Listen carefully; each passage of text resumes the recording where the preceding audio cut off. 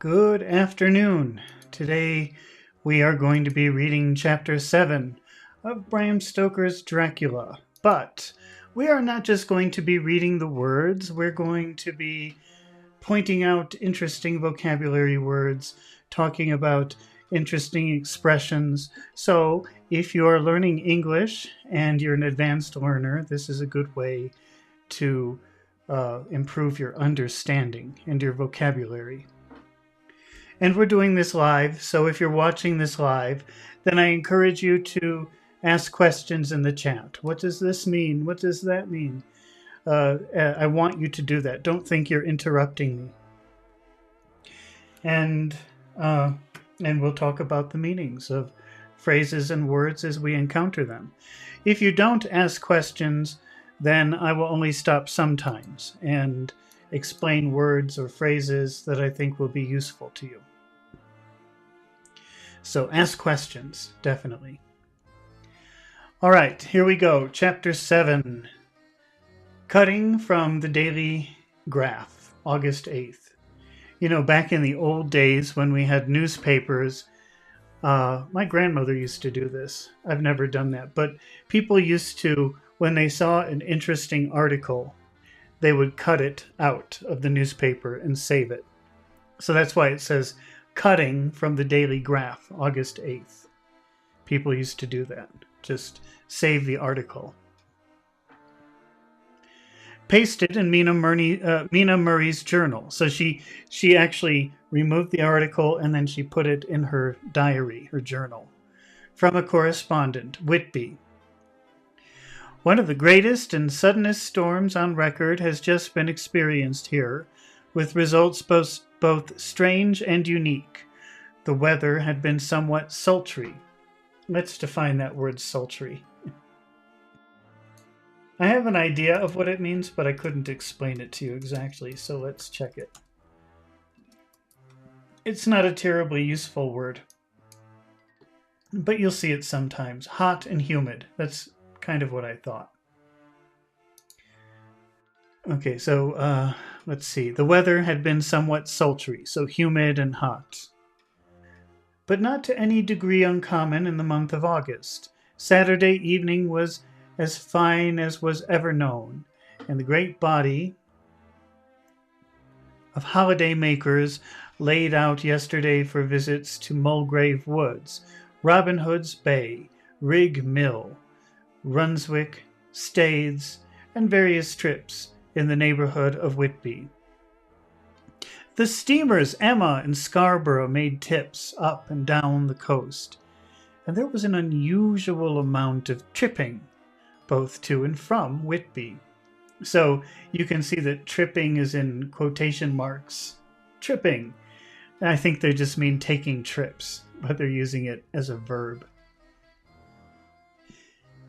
The day was unusually fine till the afternoon, when some of the gossips who frequent the East Cliff churchyard and from the commanding eminence watched the wide sweep of sea visible to the north and east.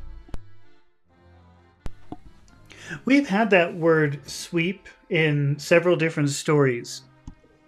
And if you know the word sweep, and maybe you don't, that's the action of a broom, sweeping the floor. Sweeping the floor. But it's used a lot for movements that are like the wind. So if you talk about the wind sweeping, you imagine the movement of a broom, a large, long, slow, or fast movement. That's sweeping. So a crowd of people sweeping through, that's one big group of people moving like the wind through a room or something like that. Where did they use that word?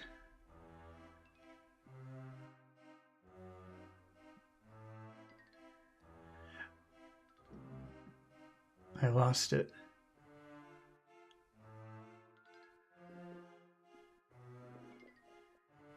Oh well, I can't find it. I'm not going to waste any more time looking for it. The Coast Guard on duty at once made report, and one old fisherman who, for more than half a century, has kept watch on whether signs from the East Cliff foretold in an empathic manner the coming of a sudden storm. You can see this word for in a lot of different verbs. Forecast, forlorn, forgive. It means in front. So, and cast means throw. So forecast means throw in front or predict. And foretell, that means tell into the future, tell into the front. So foretell also means predict. The approach of sunset was so very beautiful, so grand, in its masses of splendidly colored clouds, that there was quite an assemblage on the walk along the cliff in the old churchyard to enjoy the beauty. Before the sun dipped below the black mass of Kettleness, standing boldly athwart the western sky, its downward way was marked by myriad clouds. Myriad is just a fancy word for many, a lot of clouds. Myriad clouds. Of every sunset color, flame, purple, pink, green, violet, and all the tints of gold. With here and there masses not large, but of seemingly absolute blackness, in all sorts of shapes, as well outlined as colossal silhouettes. A silhouette, let me show you what a silhouette is. I think it's better to see a picture than for me to describe it to you.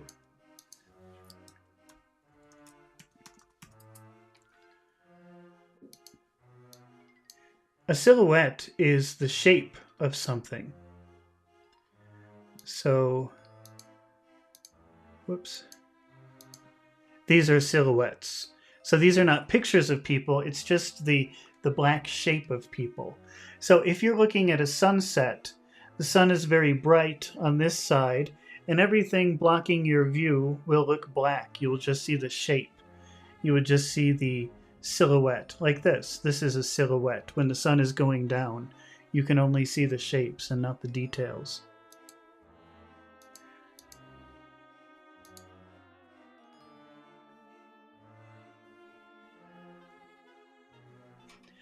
Let's read that again. Its downward way was marked by myriad clouds. So myriad is a fancy way of saying a lot of clouds. Of every sunset color, flame, purple, pink, green, violet, and all the tints of gold. With here and there masses not large, but of seemingly absolute blackness, in all sorts of shapes, as well as outlined as colossal silhouettes. Colossal means very, very big.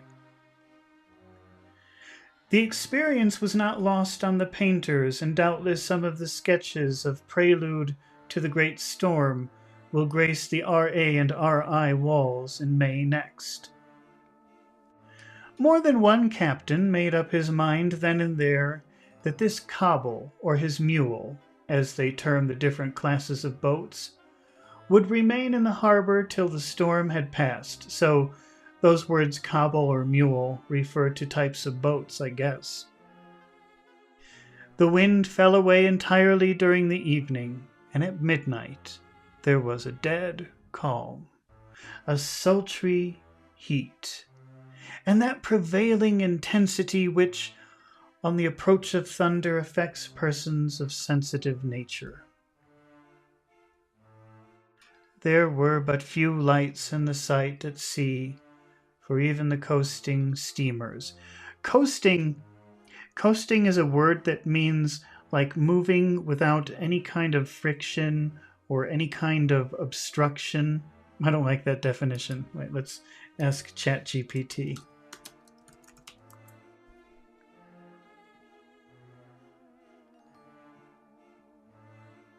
Easy, without effort. It just moves. It just seems to move very easily. So coasting steamers, the big ships like the Titanic are steamers, and they're propelled not by the wind but by the fuel. So they just seem to move very easily without stopping, without moving in other ways.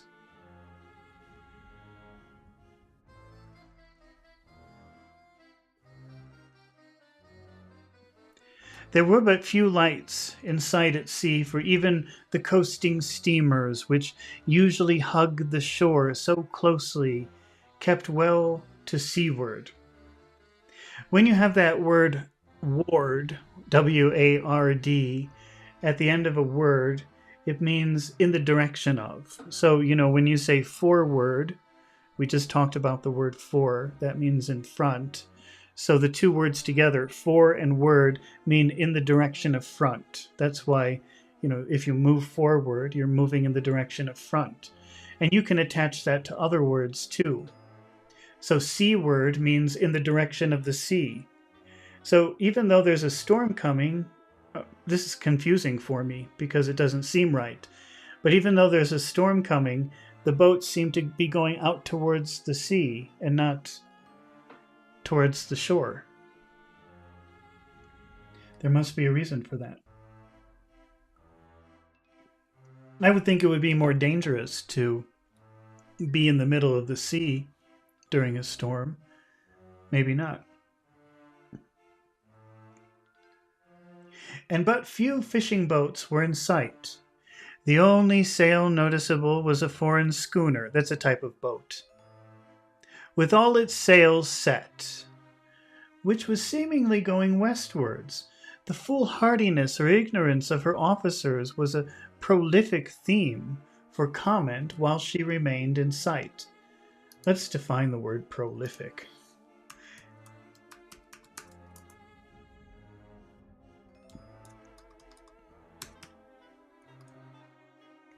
Producing a large amount of something. So how do they use that here? Prolific theme for comment. So gossip. It provided a lot of energy or a lot of material for gossip.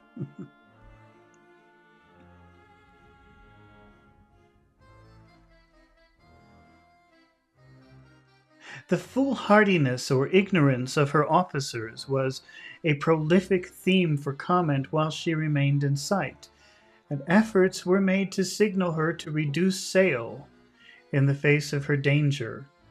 Before the night shut down, she was seen with sails idly flapping. We've seen that word idle before. Idle means sitting still when you should be moving. And flapping, that's like the movement of a bird's wings, flapping, or the movement of a flag, flapping.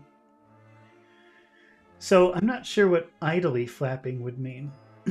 Maybe flapping for no purpose. Idle could mean like lazy or having no purpose, or not moving when you should be moving. So there's something, maybe something in that way. I'm going to ask ChatGPT.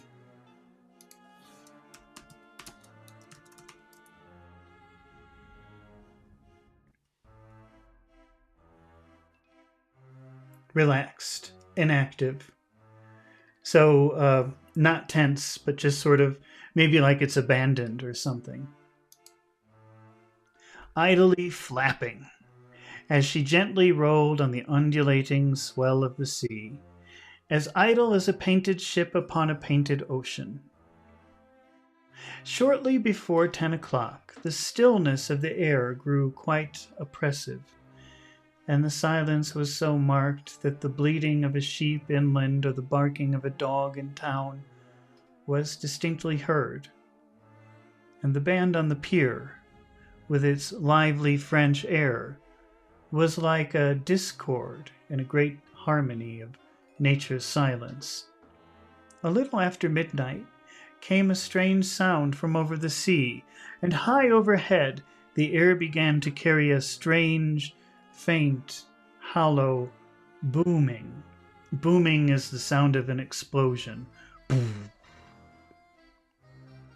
Then without warning the tempest broke. So maybe that was thunder. Thunder could boom. Boom.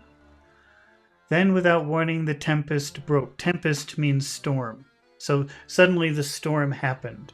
He was just describing the calm before the storm. Everything was quiet. And now the tempest broke, the storm started. With a rapidity which at the time seemed incredible, and even afterwards is impossible to realize. The whole aspect of nature at once became convulsed. The waves rose in a growing fury. We were just talking about that word fury earlier. Fury is extreme anger, and I don't know if it's related to the word fire, but even if it's not, maybe it's a good idea to think of fury and fire. You're so angry you're on fire. Fury. The waves rose in growing fury, so angry waves, each overtopping its fellow, till in a very few minutes the lately glassy sea was like a roaring and devouring monster. Roaring is the sound of a lion. Roar. A roaring and devouring means eating everything very quickly. Very hungry, eating everything desperately. So the sea was like a roaring and devouring monster. White crested waves beat madly on the level sands and rushed up the shelving cliffs. Others broke over the piers, and with their spume swept the lanthorns of the lighthouses which rise from the end of either pier of Whitby Harbor. The wind roared like thunder, and blew with such force that it was with difficulty that even strong men kept their feet, or clung. Clinging is holding on to something very tightly, or clung with grim clasp to the iron stanchions. It was found necessary to clear the entire pier from the mass of onlookers, or else the fatalities of the night would have increased manifold. So they made everybody who was near the shore, they made them go away from the water. And if they hadn't done that, many of those people would have died because the waves were coming up over on top of the land. Very big, violent waves. To add to the difficulty and dangers of the time, masses of sea fog came drifting inland. White, wet clouds which swept by in ghostly fashion, so dank and damp and cold that it needed but little effort. What am I doing? No, that's right. Okay. I'm getting lost. Wait. Needed but little effort of imagination to think that the spirits of those lost at sea were touching their living brethren with the clammy hands of death. And many a one shuddered at the wreaths of sea mist swept by. Well, that's all very poetic. There's a useful word in there, though, clammy. And we've talked about that word before. And I'm just going to show you a picture of a clam, in case you don't know what a clam is.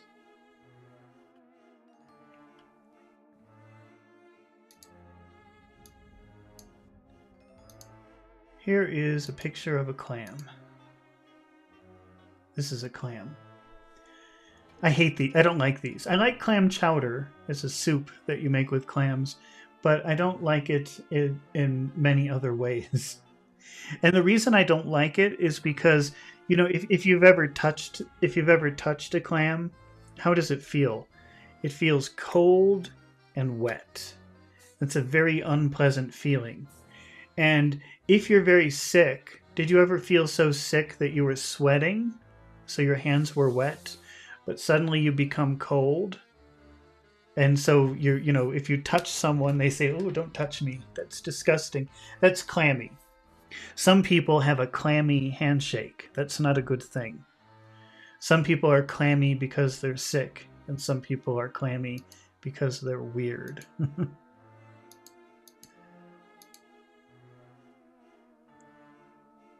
The clammy hands of death. So that's how the hands of death would feel on you, cold and wet. And many a one shuddered. Shuddering is like feeling nervous, scared, frightened. Whoa, that's shuddering. As the wreaths of sea mist swept by. At times the mist cleared, and the sea from the distance could be seen in the glare of the lightning, which came thick and fast, followed by such peals of thunder. Peals of thunder, that would be the sound of the thunder.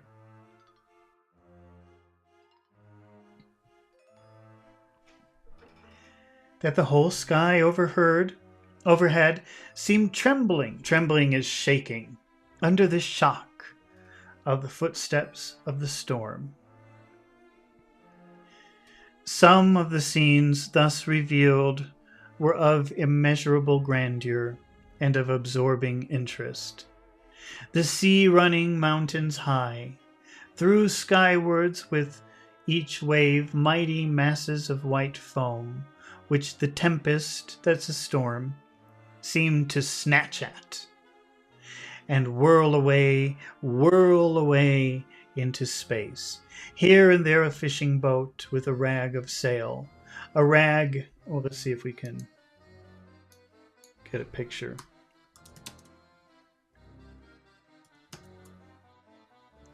Rags are old pieces of cloth. These are rags. Old pieces of clothes. So the sails, if it's a good ship, they would look nice and clean. But if it's a rag, it could be torn. There could be holes. It could be moving around in a bad way because it's broken. It's no good anymore. The storm ruined the sails of the ship, and now they were like rags.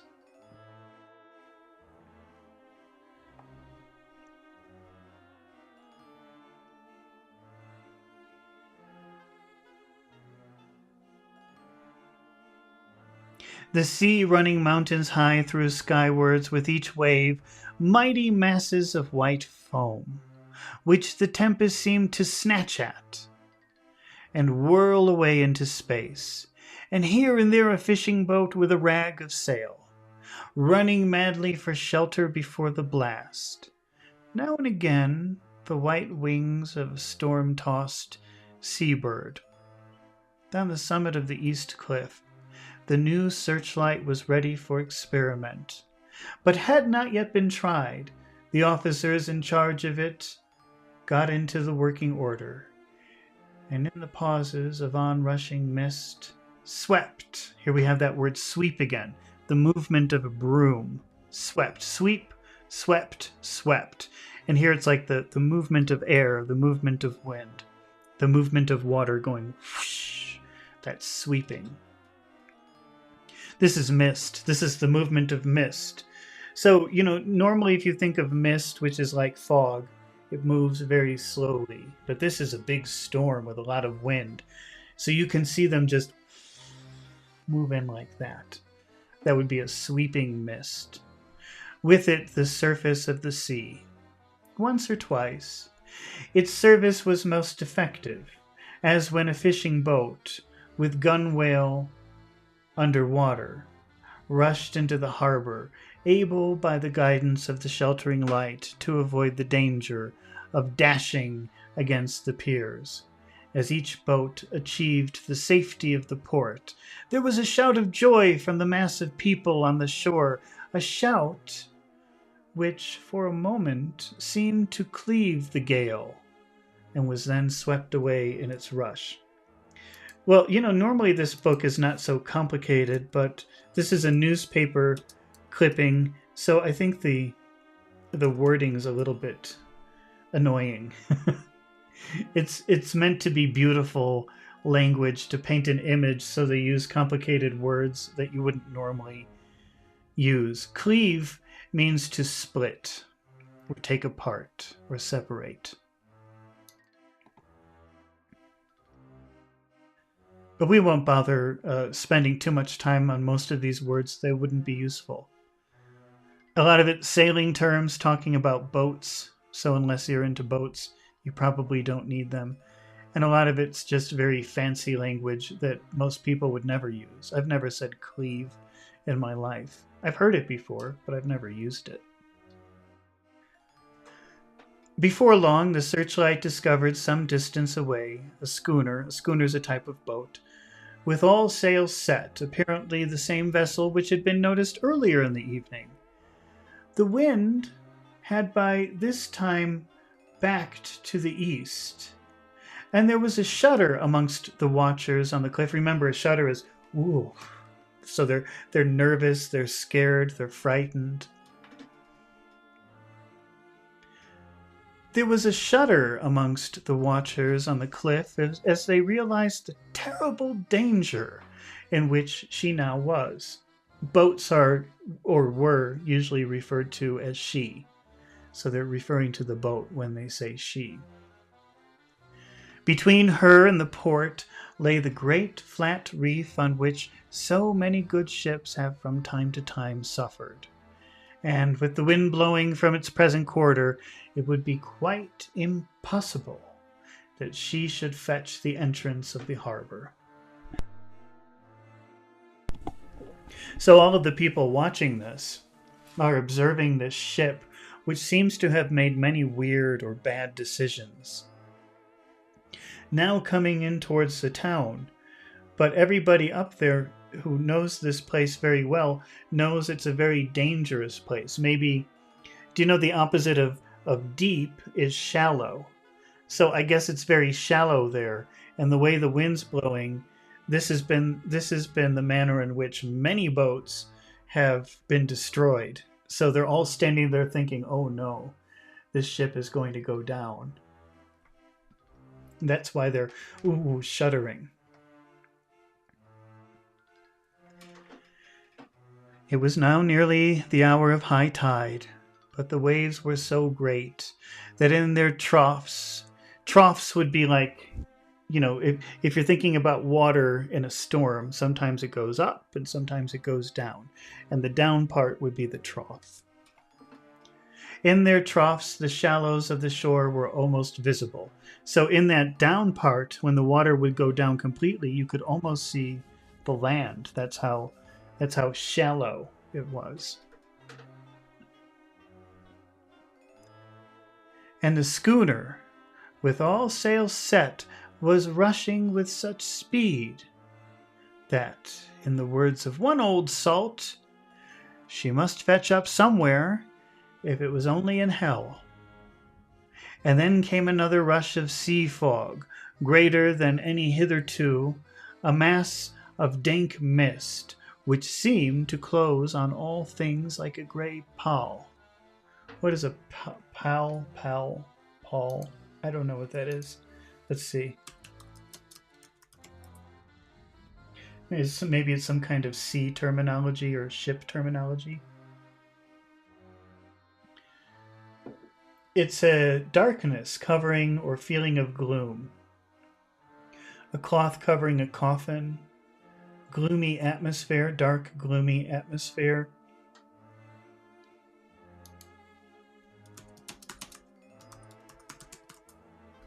Let's see. I just want to check the pronunciation. Paul. Okay. According to ChatGPT, it's Paul. All right, but I don't think it's a common word. I've never heard anybody use that in my life.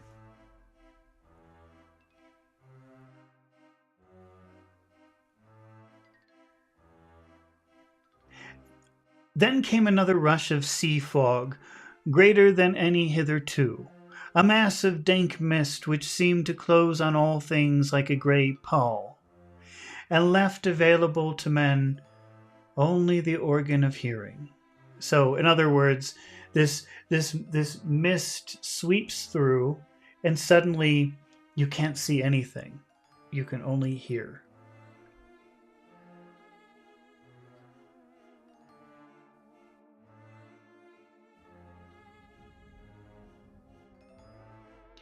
David Garcia says, hello. Hey, David, thank you for joining today. If you have any questions, make sure to ask them in the comments section. For the roar of the tempest, that's like a storm. Tempest is a storm, and roar, that's the sound of a lion. Roar. So the roar of the storm.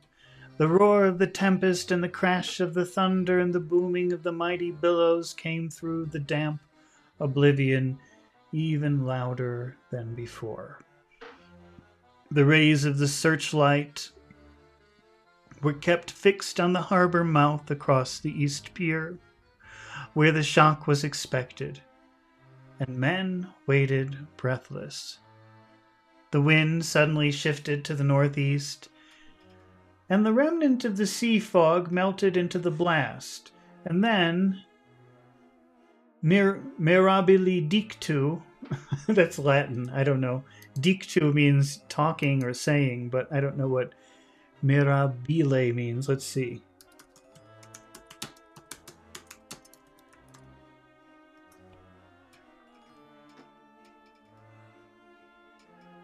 Mirabile dictu means wonderful to say. Okay. So maybe mirable means like miracle. I don't know if that's true, but it could be. So, mirabile dictu between the piers, leaping from wave to wave as it rushed at headlong speed, swept the strange schooner before the blast with all sails set, and gained the safety of the harbor. The searchlight followed her, and a shudder, there's that word again, ooh, shudder. And a shudder ran through all who saw her, for lashed to the helm was a corpse. A corpse is a dead body, a dead human body. Well, I guess it could be an animal too, but usually when you talk about an animal corpse, you use the word carcass. So, but anyway, I'm pretty sure here it's a person. So, and the helm is the front of the ship. So as the ship came in, and they could finally see, because it was very close, they could see a dead body hanging from the front of the ship. To the helm was a corpse, with a drooping head, which swung horribly to and fro. To and fro means like this, moving left and right, left and right.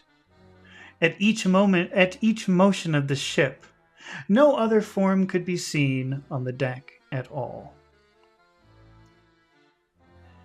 A great awe came. We were talking about this word awe earlier this morning when we were doing a different book. And awe, you probably, if you're watching this and you're learning English, then you probably know the word awesome.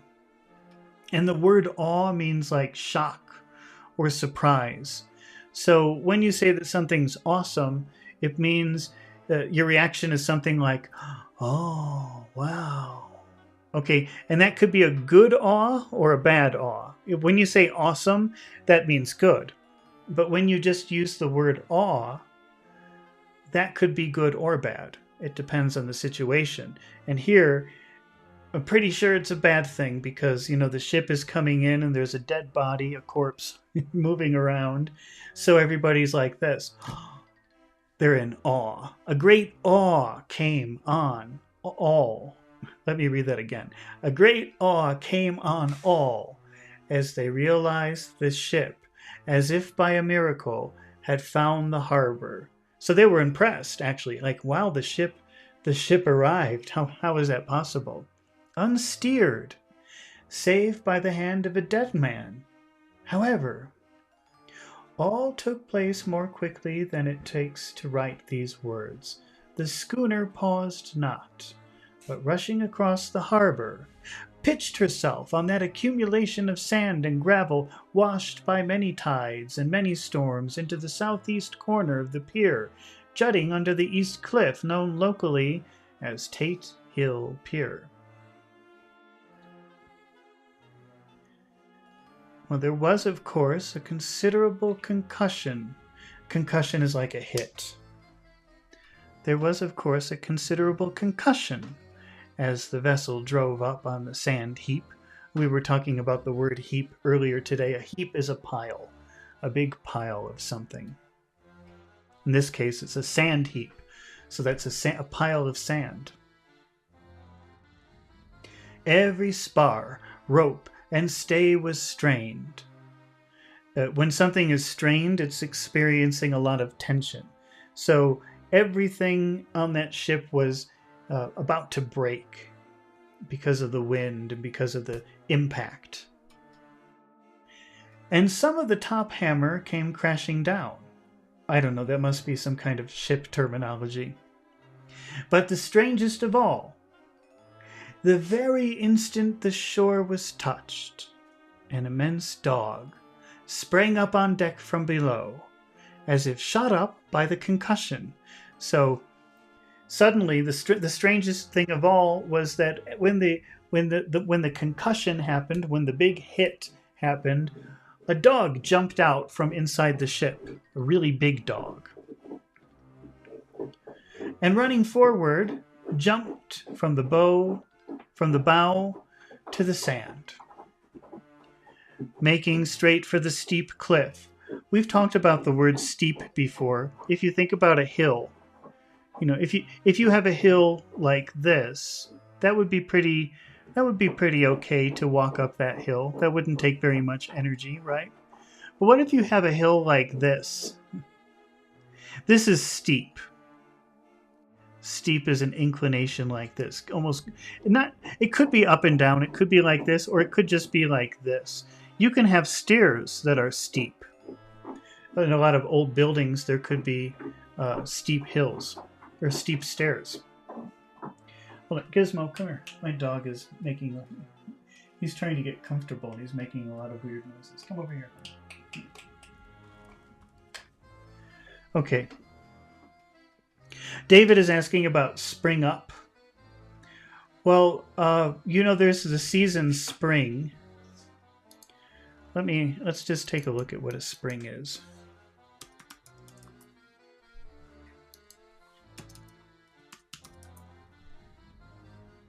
This is how I always explain this phrasal verb. This is a spring. Okay, what does a spring do? It jumps. That's why it's called a spring. Springing can also mean like jumping. Like boom, jumping very quickly, jumping very high and very quickly. And, the season spring, that's a time when, because the snow melts, there's nothing, and then one day suddenly, boom, everything just jumps up from the ground. So that's a good way to think about spring. So spring up just means jump up very quickly. It's another way of saying jump up very quickly.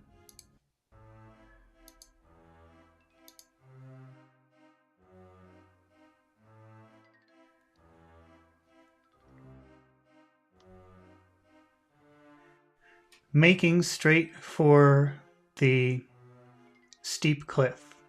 I've talked about the phrasal verb to make for a place before. Here we have it again, making for a place.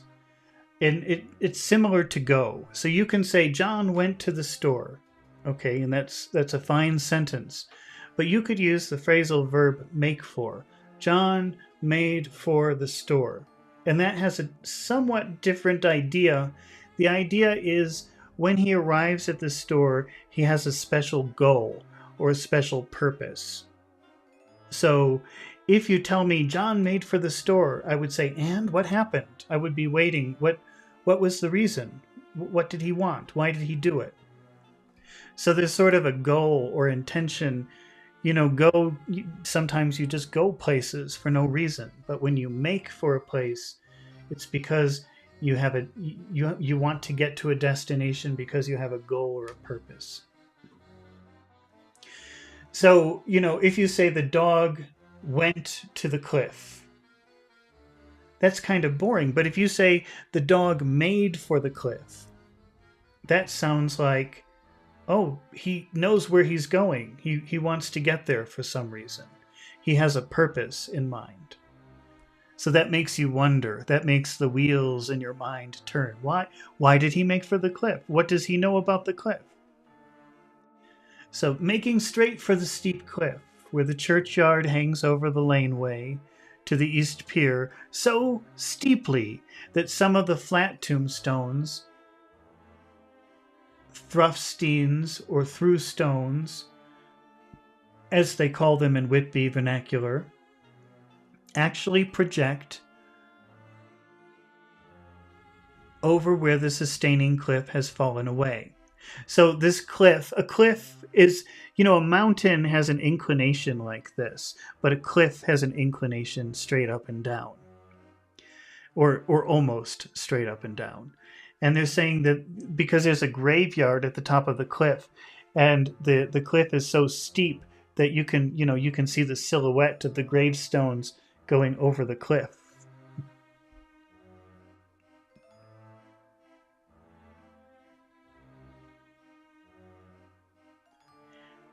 It so happened that there was no one at the moment on Tate Hill Pier, as well as whose houses are in close proximity, were either in bed or were out on the heights above.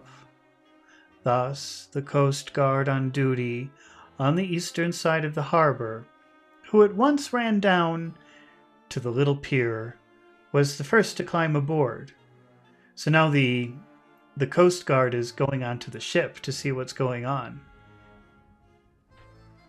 The men working the searchlight, after scouring the entire the entrance of the harbor without seeing anything. So scouring to me means like scrubbing really hard. That's scouring. But I think in this case what scouring means is looking very carefully, looking under and looking for everything. And then turned the light on the derelict and kept it there.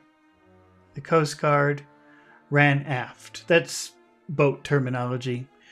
And when he came beside the wheel, bent over to examine it and recoiled. Recoiling is moving back and making yourself move back. Usually because you're afraid or you feel sick or disgusted. Let's see why he recoiled.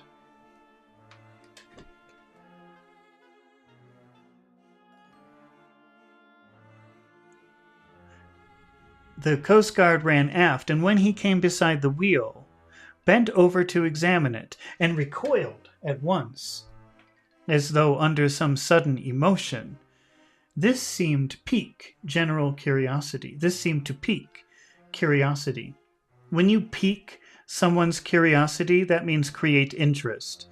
So maybe there were other people in the room. This is, I guess, the pilot house of the boat, because they're talking about the wheel.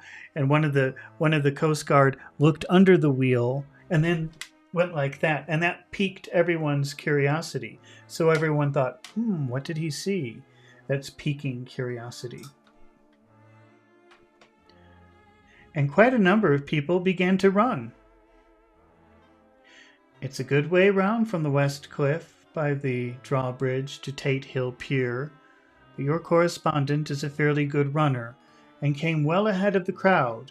When I arrived, however, I found already assembled on the pier a crowd, whom the Coast Guard and police refused to allow to come on board. By the courtesy of the chief boatman, I was, as your correspondent means like reporter, newspaper reporter. So the Coast Guard was not permitting anyone to see what was happening on the ship, but because he was a reporter, the police said, "Okay, go on. You can go on and see what's happening." Permitted to climb on deck, and was one of a small group who saw the dead seaman whilst actually lashed to the wheel. It was no wonder that the Coast Guard was surprised, or even awed, for not often can such a sight have been seen. The man was simply fastened. Fastened means like connected. Maybe he was tied, probably using rope or something. The man was simply fastened by his hands, tied one over the other to a spoke of the wheel. Now you have a wheel, and then you have those little things that connect the wheel to the center, and those are called spokes. So his hands were tied to the wheel, to the spokes of the wheel. And all kept fast by binding cords. The poor fellow may have been seated at one time, but the flapping and buffeting of the sails had worked through the rudder of the wheel and had dragged him to and fro. To and fro. That means back and forth. To left to right, east to west, like that. Well, it could be north to south too, I suppose.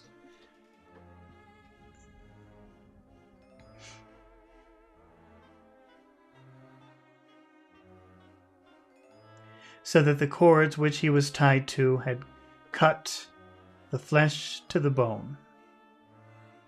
Accurate note was made of the state of things, and a doctor, Surgeon J. M. Caffin of 33 East Eliot Place, who came immediately after me, declared after making examination that the man must have been dead for quite 2 days. In his pocket was a bottle, carefully corked, empty save a little roll of paper, which proved to be the addendum to the log. The Coast Guard said the man must have tied up his own hands, fastening the knots with his teeth. So they think that the reason he's like that is he did it with his teeth. Tying his... Why would he do that? Maybe because the ship was moving so much that he didn't want to be thrown. He had to try to somehow steer the ship. The fact that a Coast Guard was the first on board may save some complications later on in the Admiralty Court, for Coast Guards cannot claim the salvage, which is the right of the first civilian entering on a derelict. Already, however, the legal tongues are wagging. Wagging is the movement of a dog's tail. If a dog is happy, he wags his tail. This is wagging your finger. So wagging your tongue, that means blah, blah, blah, blah, blah, blah, blah. So already, what did he say? Already the legal tongues are wagging. Blah, blah, blah, blah, blah, blah, blah. And one young law student is loudly asserting that the rights of the owner are already completely sacrificed, his property being held in contravention of the statutes of Mortman since the tiller, as emblemship, if not proof of delegated possession, is held in a dead hand. Don't ask me, that's lawyer talk. It's needless to say that the dead steersman had been reverently removed from the place. To be reverent means to be very respectful. So they were very gentle, and they removed the rope from which he was tied, and they were very respectful and gentle in taking him off of the boat. It's needless to say that the dead steersman had been reverently removed from the place where he held his honorable watch and ward till death. So they believed that he tied himself to the wheel to try to steer the ship away from the storm. A steadfastness as noble as that. Steadfastness means, I guess it's like a positive way of saying stubborn. So he was steadfast. He said, I'm not going to let this storm wind. I'm going to tie myself to the wheel and I'm going to beat the storm. So a steadfastness as noble as that of the young Casabianca, and placed in the mortuary to await inquest. A mortuary is a place where you put dead bodies. Already the southern storm is passing, and its fierceness is abating. That means it's going away.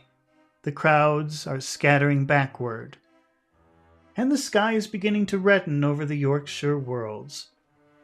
I shall send in time for you next issue further details of the derelict ship, which found her way so miraculously into harbor in the storm.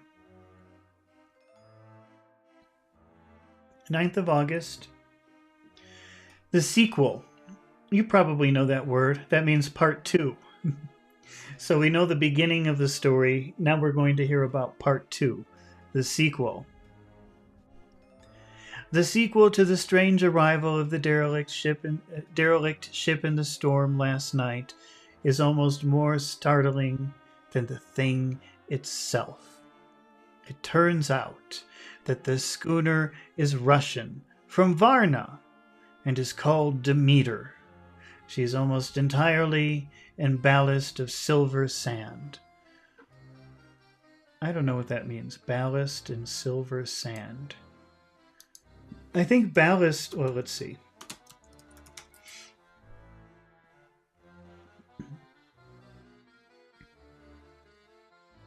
Stability, balance. For ships or boats, heavy materials such as sand or gravel or water are placed in the hull of the ship to lower its center of gravity and make it more stable. So they put a ballast as a way to make the ship stable, to balance. And it says silver sand. So I guess that the weight that they were using was sand made of silver. Let's see if silver sand means anything else.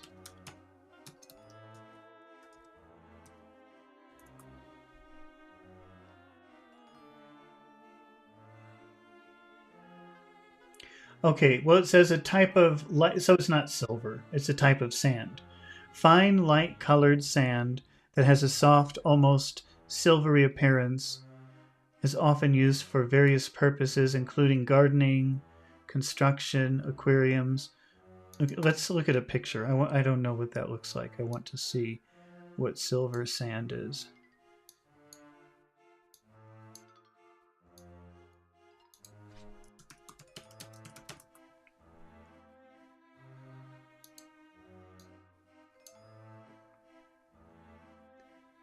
I don't know if this is silver sand, but it doesn't look silver to me. It just looks like regular sand.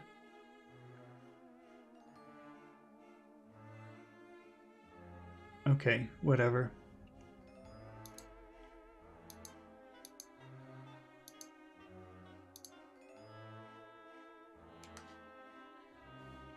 Why is that so unusual? What's so special about that? She's almost entirely in ballast of silver sand, with only a small amount of cargo, a number of great wooden boxes filled with mold. So maybe the unusual thing is there wasn't anything else in the ship besides the sand to keep the balance of the ship, except for maybe a couple of boxes. The cargo was consigned to a Whitby solicitor, Mr. S.F. Billington of 7, the Crescent, who this morning went aboard and took formal possession of the goods consigned to him. The Russian consul, too, acting for the charter party, took formal possession of the ship and paid all harbor dues. Dues are money that you owe for something. Nothing is talked about here today except the strange coincidence. The officials of the Board of Trade have been most exacting in seeing that every compliance had been made with existing regulations. As the matter is to be 9 days' wonder, they are evidently determined that there shall be no cause of other complaint. A good deal of interest was abroad concerning the dog, which landed when the ship struck, and more than a few of the members of the SPCA, which is very strong in Whitby, have tried to befriend the animal. Let's see, SPCA. It's probably some animal organization, but I didn't know that they had such organizations in the 19th century.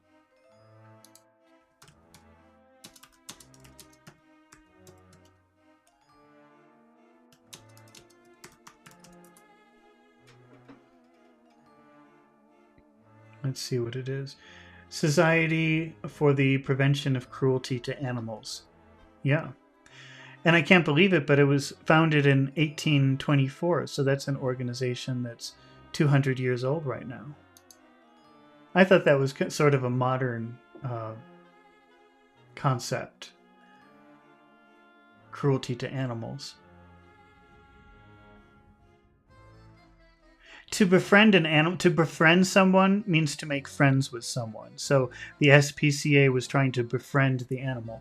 They were trying to find the animal, the dog, and make friends with it. It seems to have disappeared entirely from the town, and it may be that it was frightened and made its way onto the moors, where it's still hiding in terror. There are some who look with dread on such a possibility.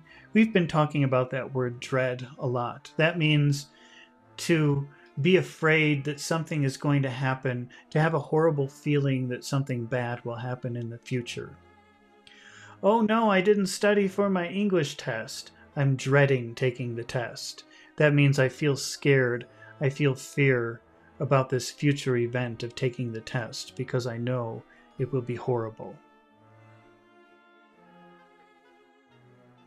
Early this morning, a large dog, a half-bred mastiff belonging to a coal merchant close to Tate Hill Pier, was found dead in the roadway opposite its master's yard. It had been fighting, and manifestly had had a savage opponent, for its throat was torn away, and its belly was slit open, as if with a savage claw. You know, when you talk about animals, animals don't have hands or feet. Animals have paws, P-A-W. So if you grab an animal's hand, that's not a hand, that's a paw, P-A-W. And the sharp parts, like for example, a cat, the sharp part of the paw is called the claw. Those are claws. And here, so the throat was torn away and its belly was slit open. Slit means cut in a line, in a very thin line. Its belly was slit open as if with a savage claw. Later, by the kindness of the Board of Trade Inspector, I've been permitted to look over the log book of Demeter. Log is like a record, so the record book of the Demeter. You know, this day we did this day we did that. That's the log book. A log is like a record of what's happening. Which was in order up to within 3 days, but contained nothing of special interest except as to the facts of missing men. The greatest interest, however, is with regard to the paper found in the bottle, which was today produced at the inquest.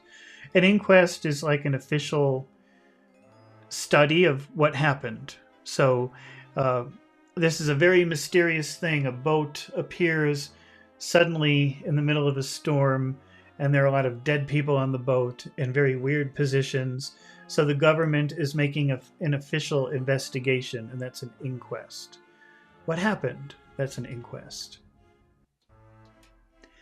And a more strange narrative than the two between them unfold, it has not been my lot to come across. As there's no motive for concealment, concealing means hiding. There's no reason to hide anything. I'm permitted to use them, and accordingly send you a transcript simply omitting technical details of seamanship and supercargo. So he's going to share with us the information in the log, but he's not going to put everything because we don't really care about details of cargo or ship terminology. David Garcia is asking about torn away. I'm sorry, David, I didn't see that earlier. I don't know where that was. I don't remember seeing torn away. Tear away is a phrasal verb, and you have the word tear, which means something like this. That's tear. Tear, tore, torn. So it's an irregular verb. Tear, tore, torn. And torn away is a phrasal verb that means like forced apart. Oh, that was about the dog, wasn't it? Where was that? So its throat was torn away. That means here's the throat. Now, if they tore the skin of the throat, that would just be like making a cut, right? But tear away means so it means like taking by force, like ripping something apart, tearing away, rip apart, tear away. It's the same thing.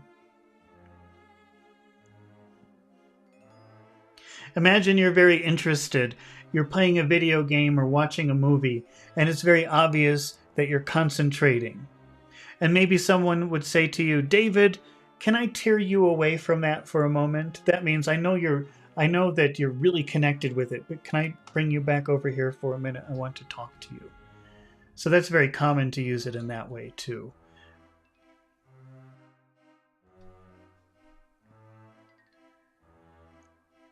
As there's no motive for concealment, I'm permitted to use them and accordingly send you a transcript, simply omitting technical details of seamanship and supercargo, and it seems as though the captain had been seized.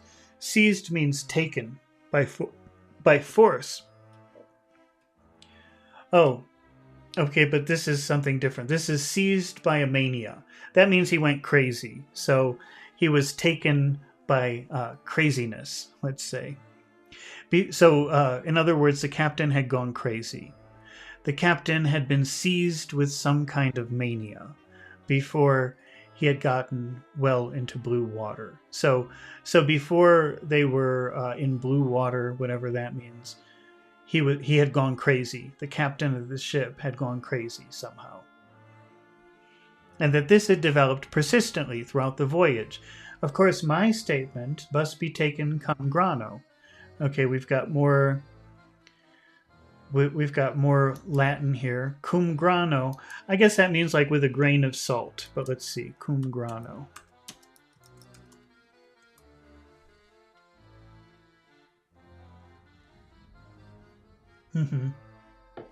So it's a Latin phrase, cum grano salis, which in English would be with a grain of salt. That's an expression in English. If you take something with a grain of salt, it means I'm going to give you some information. I'm going to tell you something, but I don't know if it's true. So, how did he use that again? Let's see. Oh, so he's saying that they think the captain went crazy by the time they reached blue water. And he says, but you must take this statement with a grain of salt. That means we don't really know. It's just something that we think is true. That's a pretty common phrase, actually, with a grain of salt.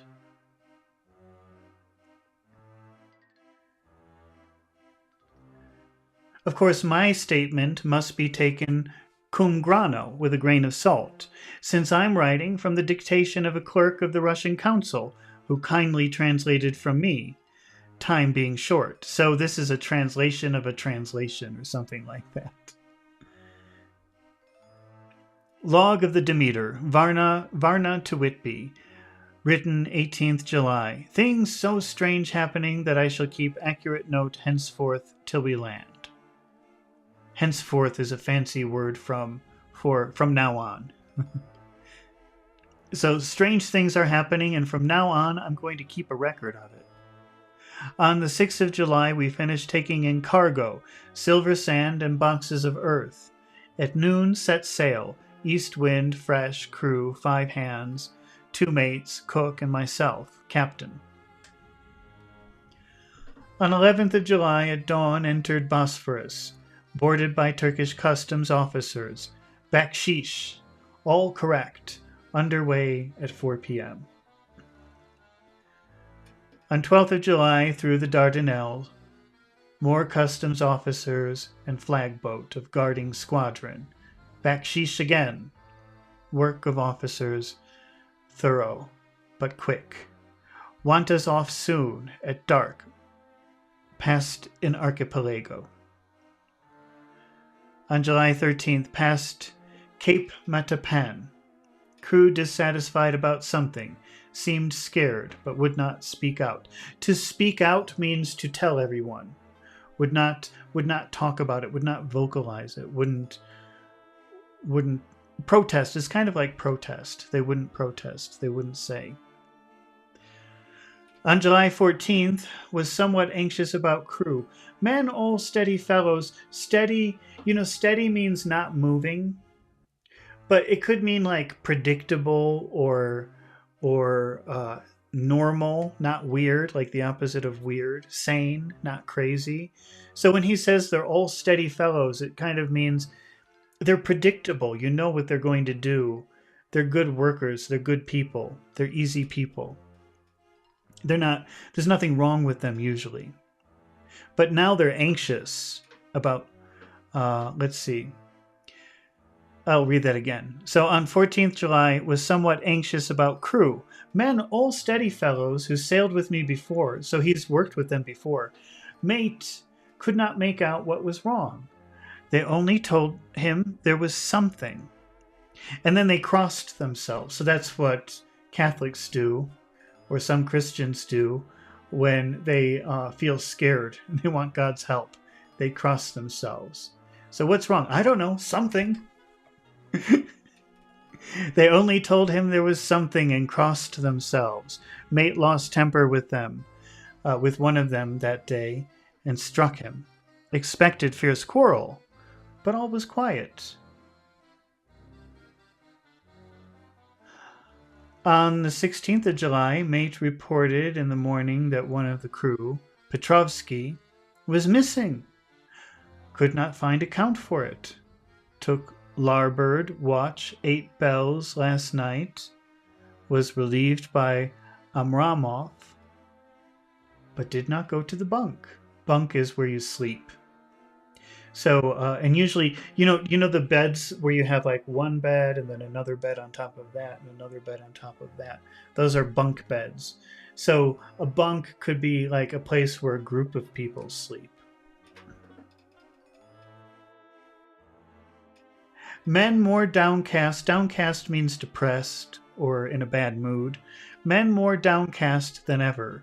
All said they expected something of the kind, but would not say more than there was something aboard. Mate getting very impatient with them. Feared some trouble ahead. On July 17th, yesterday, one of the men, Olgarin, came to my cabin, and in an awestruck way, we have that word a lot in this chapter, awestruck, in awe. That means shocked, surprised. And in an awestruck way confided to me that he thought there was a strange man aboard the ship. So being awestruck, that would be like, we think there's a strange man on the ship. He's like doing it in a very surprised, shocked way.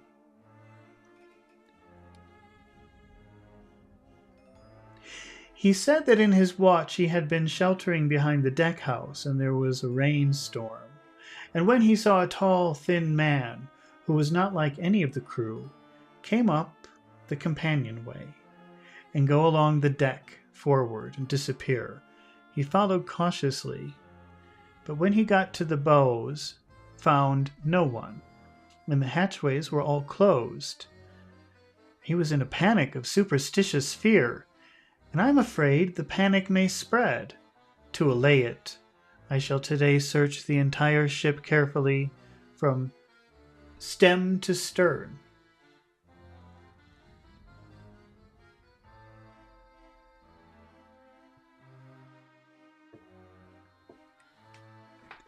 Later in the day, I got together the whole crew and told them, as they evidently thought there was someone in the ship, we would search from stem to stern. First mate, angry, said it was folly. Folly comes from the same word as fool. So a fool is a stupid person, and folly is like a stupid thing, a ridiculous thing. So he said it was folly to search the ship. Obviously, there was no person aboard the ship, no stranger on the ship. And to yield to such foolish ideas was to demoralize the men. Said he would engage to keep them out of trouble with the handspike. I let him take the helm, while the rest began a thorough search. Thorough means very complete, 100%. All keeping abreast with lanterns, we left no corner unsearched, as there were only the big wooden boxes. There were no odd corners where a man could hide. Men much relieved went search over and went back to work cheerfully. First mate scowled. Made a face. Scowled, but said nothing. 22nd July. Rough weather last 3 days, and all hands busy with sails. No time to be frightened. Men seem to have forgotten their dread. So remember, dread is a feeling like something horrible in the future is going to happen. Mate, cheerful again, and all on good terms, praised men for work and bad weather, past Gibraltar and out through straits, all well. 24th July. There seems to be some doom over this ship, already a hand short and entering the Bay of Biscay, with wild weather ahead, and yet last night another man lost, disappeared, like the first. He came off his watch and was not seen again. Men all in panic, of fear, sent a round robin. Round robin means to go around to like each place. That's not a very good definition. Well, let me ask ChatGPT. Maybe it can give us a better definition. Or everybody takes turns. Round robin means everybody takes turns. Let's see. Round robin refers to a type of tournament or process where each participant or team competes against every other participant or team in turn. It's commonly used in sports. In a round robin tournament, every team or player faces each other at least once. Work or communication. In business, a round robin approach may refer to tasks or responsibilities rotating among the group of people. Scheduling or load balancing. In technology, round robin can refer to a method of assigning resources like networks. I think it just means moving around from place to place. Let's just say that. My original definition. David Garcia is asking about came off. I don't remember. Where was that? Because I think it would depend. Oh, here it is. Okay. I'll just read July 24th again.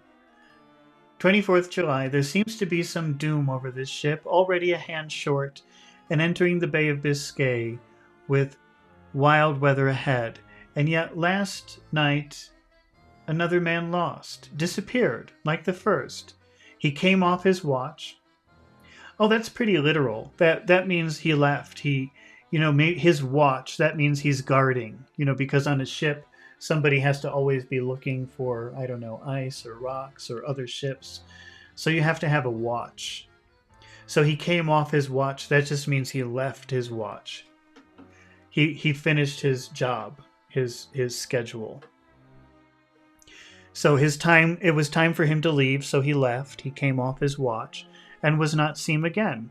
Men all in a panic of fear sent a round robin asking to have double watch, as they fear to be alone. Mate angry, fear there will be some trouble, as either he or the men will do some violence. 28th of July. 4 days in hell, knocking about in a sort of maelstrom. So the word knocking, that's knocking. But knocking about, you could imagine if the water is moving up and down very violently, and the ship is moving like this would be, and imagine every time the ship moves, you hit something, and that's knocking about.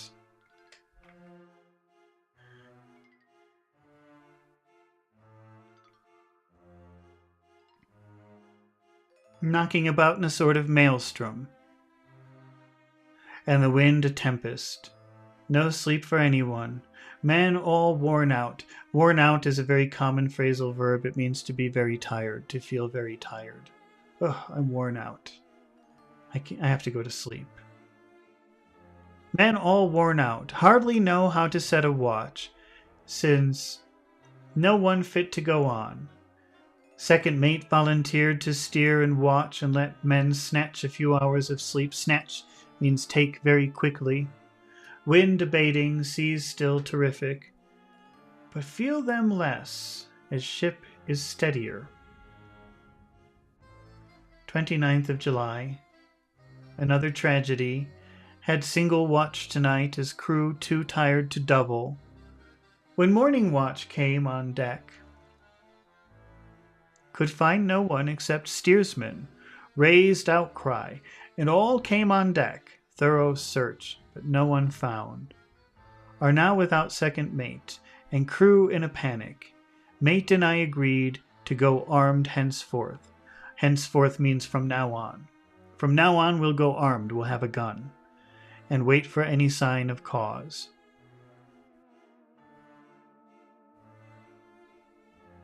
So far, 3 people have disappeared on the ship. 30th of July. Last night, rejoiced. We are nearing England. Weather fine. All sails set. Retired. Worn out. Again, worn out means very, very tired. Slept soundly. Awakened by mate telling me that both man of watch and steersman missing. Only self and mate and 2 hands left to work ship. So everybody's disappearing on the ship. 1st August. Mohammed Ababakar says, first time to see crew used like that. Well, Mohammed, how would you normally see crew used? How have you seen it to be used before? Crew means like team, usually. So this is like the team of a ship, but you call that a crew. I'm just curious how you've seen it. 1st of August. 2 days of fog, and not a sail sighted. Had hoped when in the English Channel. Pachu Yadav says hello. Hello, Pachu. How are you doing today? Or let's see, what time is it? Good morning. Did you have a good sleep? When the English Channel to be able to signal for help or get in somewhere. Not having power to work sails, have to run before wind. Dare not lower, as could not raise them again. We seem to be drifting. Drifting is, maybe I can find a picture of this. Let's see.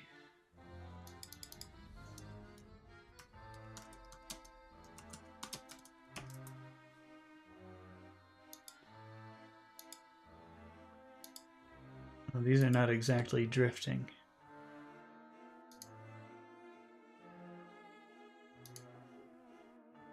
That's funny because it doesn't show any drifting. It just shows, let's see, what if I do something else? How about drifting wood?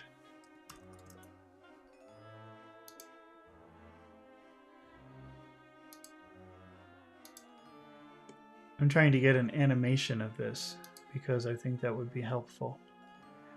But I don't see any animations. So here, I'll just show you a picture and you can use your imagination. Okay, if you imagine this piece of wood, it's just sitting in the water. But the water is moving. So very slowly, the wood is also moving in some direction. And this is drifting. So the wood is drifting on the water. If you see a boat, you would expect a boat to be operating, to be moving very quickly, to be moving in some direction this way or some direction that way. But if the boat is drifting, it's just like that piece of wood. The water is just sort of moving it slowly. Nobody's operating the boat.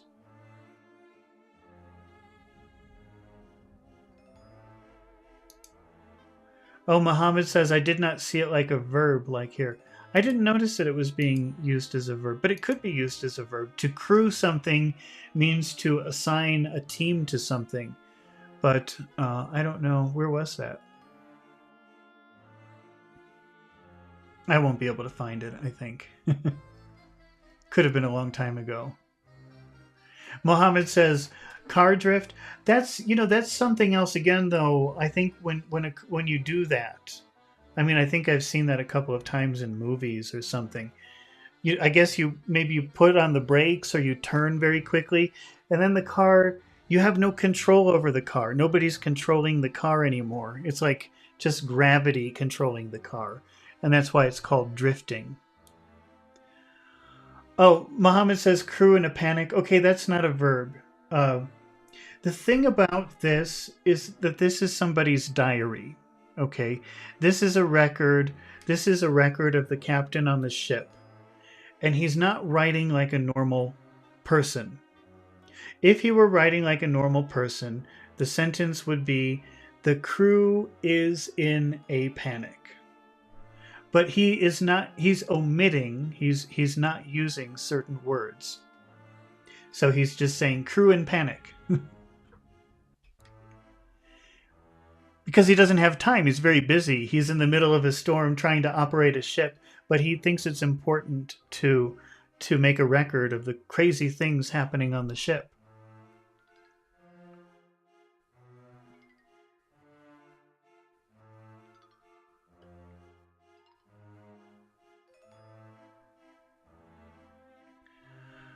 All right. So 1st of August, 2 days of fog, and not a sail sighted. Had hoped. See, this had hoped really is I had hoped. But he's writing in a very short way because he's very busy. All of his crew is being murdered, and there's a storm. So he's writing just the important words. And that's why it's written like that. In that phrase, crew in a panic, there's absolutely no verb. It's crew in panic. Had hoped when the English Channel to be able to signal for help or get in somewhere, not having power to work sails, have to run before wind, dare not lower, as could not raise them again. We seem to be drifting to some terrible doom, some horrible thing is about to happen to us. Mate, now more demoralized than either of men, his stronger nature seems to have worked inwardly against himself. Men are beyond fear, working stolidly and patiently, with minds made up to worst. They are Russian. He is Romanian. 2nd of August, midnight. Woke up from a few minutes' sleep by hearing a cry, seemingly outside my port. Could see nothing in the fog, so that should be I could see nothing, but he's not including all of the words. Rushed on deck and ran against mate. Tells me he heard cry and ran, but no sign of man on watch. One more gone. Lord help us, mate says. We must be past Straits of Dover. And in a moment of fog lifting, he saw North Foreland, just as he heard the man cry out. If so, we are now off in the North Sea, and only God can guide us in the fog, which seems to move with us, and God seems to have deserted us. So desert means abandon, so God has left us. 3rd of August. At midnight, I went to relieve the man at the wheel. So if you relieve someone, if you're talking about work, to relieve someone is, okay, here, I will do your job. You go take a break. That's relieving someone. So I went to, that's also a way to say, I have to go to the bathroom. I have to relieve myself. That means like, I have to give myself a break. I went to relieve the man at the wheel. And when I got to it, found no one there. The wind was steady, and as we ran before it, there was no yawing.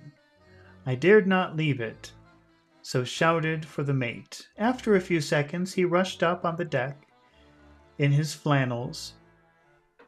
He looked wild-eyed and haggard, and I greatly feared his reason has given way. That's 19th century way of saying, I think he went crazy. So the only man left came up from under the boat, and he looked panicked. He looked scared.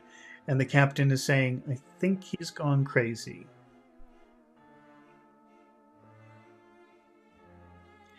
He came close to me and whispered hoarsely, that's like this. Pachi is asking about yawing. I don't know. I think that's just ship vocabulary. Yawing. Let's see what it means.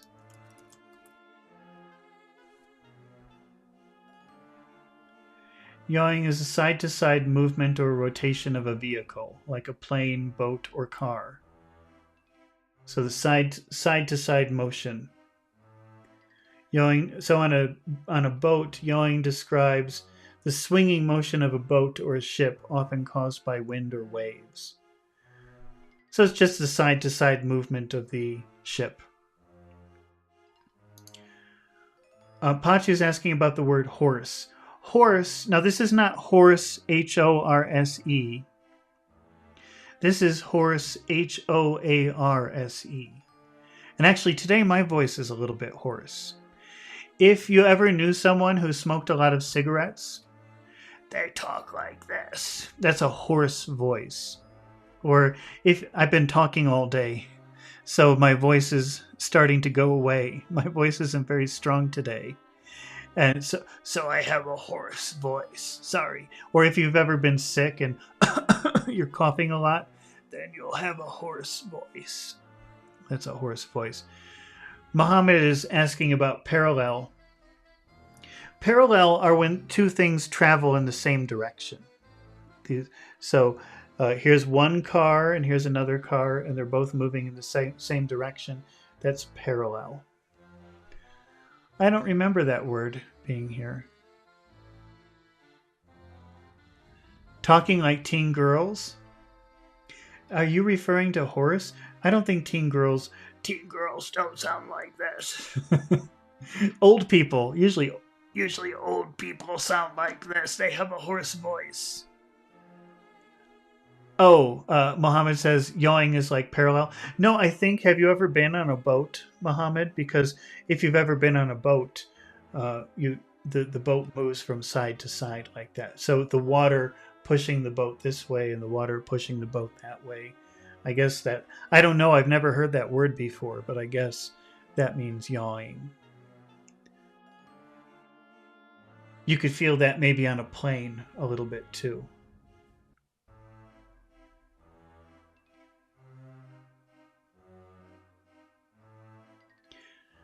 I greatly fear his reason has given way. He came close to me and whispered hoarsely, with his mouth to my ear, as though fearing the very ear might hear. It's here. He's got a hoarse voice. It's here. I know it now.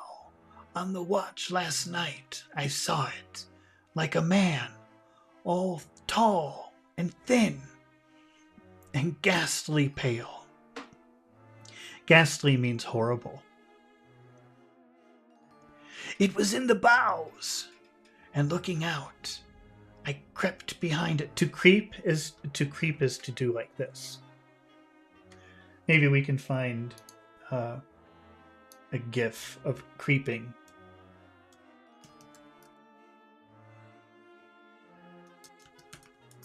Let's see.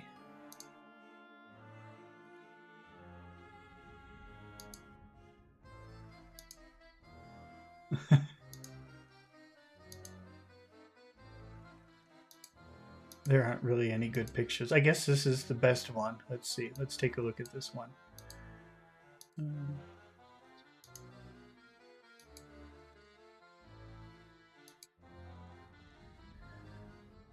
So creeping is like moving in a very slow, quiet way so nobody sees you or hears you. And that's an irregular verb. Creep, crept, crept. So the cat is creeping through the door. So that's like, walking very slow and silently so nobody can hear you or see you. So the person talking to the captain says, I saw the mysterious man on the boat, and I crept towards him. So he walked very softly and slowly so that the strange man wouldn't hear.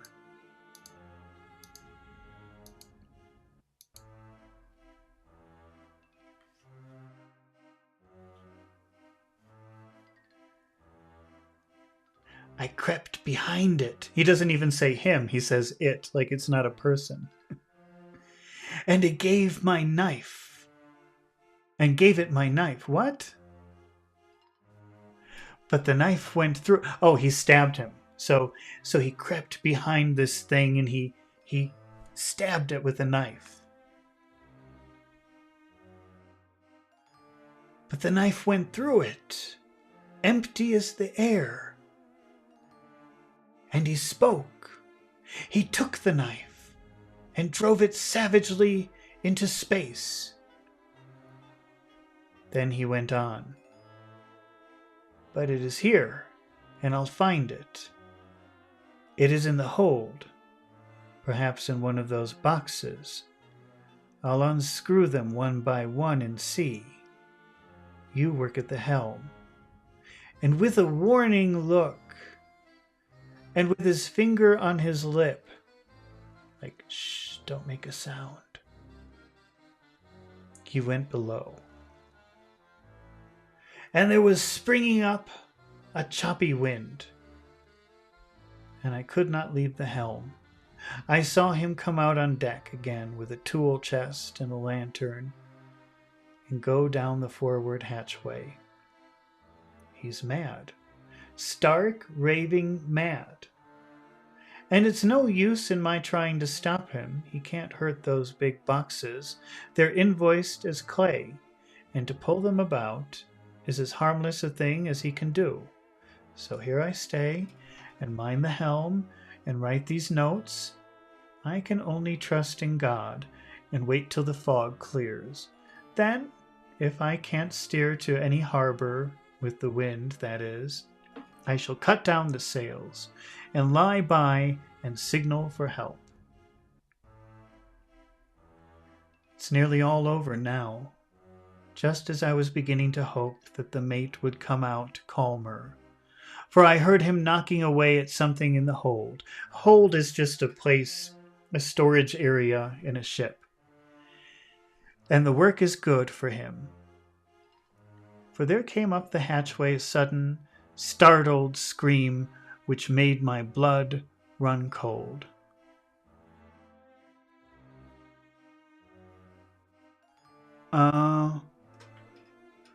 Muhammad says, what is...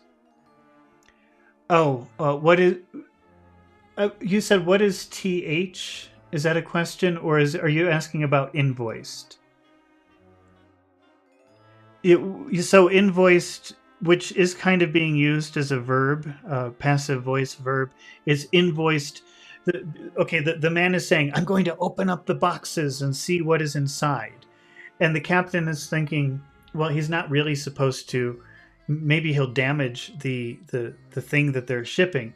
Then he said, well, on the invoice, it's listed as just dirt. So I don't care if he opens it. It's invoiced as dirt. So it's just a very short way of saying on the invoice it's listed as dirt. It's invoiced as dirt. Sometimes you can, I don't know how common it is to use invoice as a verb.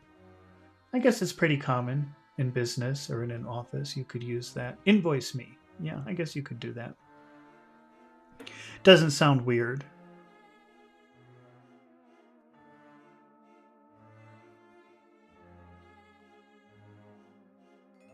Okay.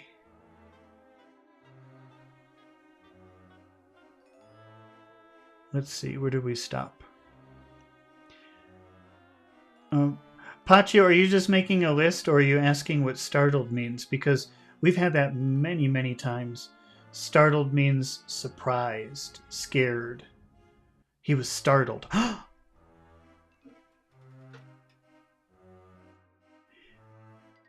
His horror turned to despair. Despair means no. Oh, wait, I think I missed something. Let me read that again. I better start from the beginning of the paragraph. It's nearly all over now, just as I was beginning to hope the mate would come out calmer.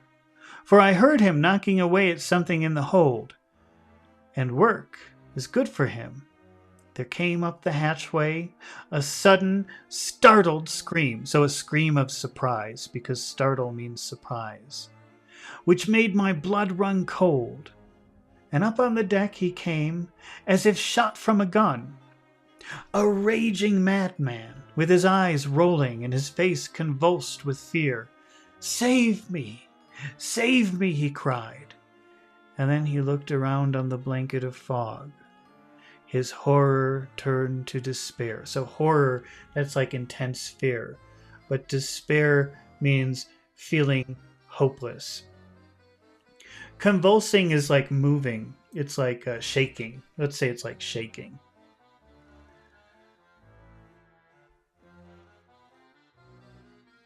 His horror turned to despair. And in a steady voice he said, You had better come too, Captain, before it's too late. He's there. I know the secret now. The sea will save me from him, and it's all that's left. And before I could say a word or move forward to seize him, seize means to take, so to grab him, he sprang onto the bulwark and deliberately threw himself into the sea. I suppose I know the secret too now. It was this madman who had got rid of the men one by one. So the captain is thinking, oh, the reason all these guys are disappearing is because of that crazy guy who just jumped into the ocean. But there really is something down there. I suppose I know the secret too now. It was this madman who had got rid of the men one by one, and now he has followed them himself. God help me. How am I to account for all these horrors when I get to port? When I get to port, will that ever be? Mohammed says the vocabulary is more contemporary. That's funny though, because this was written in the 1890s, and Gone with the Wind was written, I'm not sure, I think that was written maybe about 10 years later, 20 years later, so the 1900s, 1910s. So, but I guess it is a little bit easier than Gone with the Wind. Just different styles, I guess.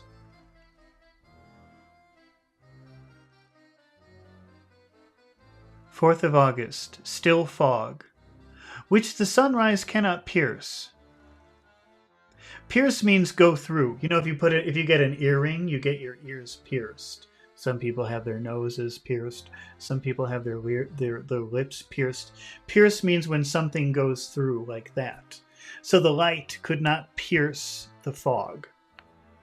It was completely dark. I know there's sunrise because I'm a sailor. Why else, I know not. I dared not go below. I dared not leave the helm. So here all night I stayed, and in the dimness of the night I saw it. Him. God forgive me, but the mate was right to jump overboard. It was better to die like a man, to die like a sailor, in blue water. No man can object. But I am captain, and I must not leave my ship. But I shall baffle this fiend or monster, for I shall tie my hands to the wheel when my strength begins to fail, and along with them I shall tie that which it, dare not touch. And then, come good wind or foul, I shall save my soul, and my honor as a captain. I'm growing weaker, and the night is coming on. If he can look me in the face again, I may not have time to act. If we are wrecked, mayhap this bottle be found, and those who find it may understand. If not, well, then all men shall know that I have been true to my trust. God and the Blessed Virgin and the saints help poor ignorant soul trying to do his duty. Of course, the verdict was an open one. There's no evidence to adduce. And whether or not the man himself committed the murders, there's now none to say. The folk here hold almost universally that the captain is simply a hero, and he is to be given a public funeral. Already it's arranged that his body is to be taken to the train of boats up the Esk for a peace, and then brought back to Tate Hill Pier and up by the Abbey steps. For he is to be buried in the churchyard on the cliff. The owners of more than 100 boats have already given him their names as wishing to follow him to the grave. Pachu is asking about a deuce. Let's look that up. This is not a word that you need to really know, but it's one of those words that you see in books, but not in real life.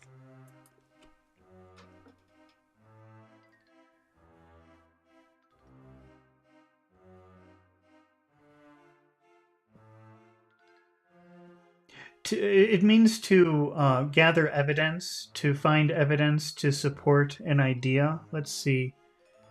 How is it used here? Let's see if that makes sense.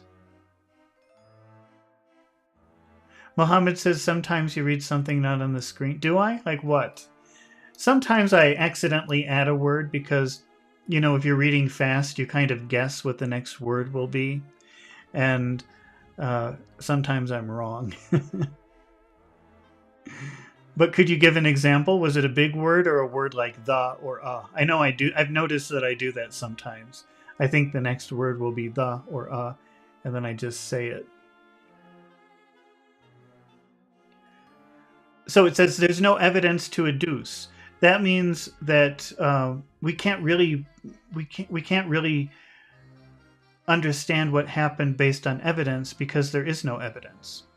The adduce is making a observation based on evidence, but they don't have any evidence besides the journal.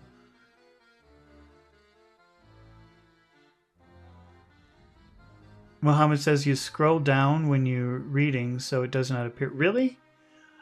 Because I'm trying to read what I see on the screen.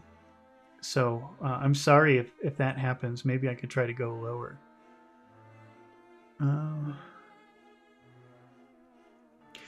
No trace has ever been found of the great dog, at which there is much mourning. For, with public opinion in its present state, he would, I believe, be adopted by the town. Tomorrow we'll see the funeral, and so will end this one more mystery of the sea. Okay, and then we have Mina Murray's journal, 8th of August.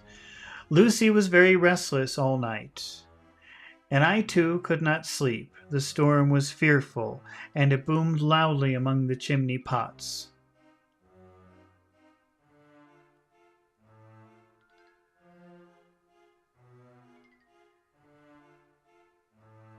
Well, I don't know. I'll try to read it lower. Maybe if I put this lower, you can see everything. When a sharp puff came, it seemed to be like a distant gun. Strangely enough, Lucy did not wake, but she got up twice and dressed herself. Can you see what I'm reading? Fortunately, each time I awoke in time and managed to undress her without waking her and got her back to bed. To be restless means to be having a lot of energy and moving around. So Lucy's trying to sleep, but she's moving around. Each time I awoke in time and managed to undress her without waking her and got her back to bed. So she's sleepwalking. She's walking in her sleep.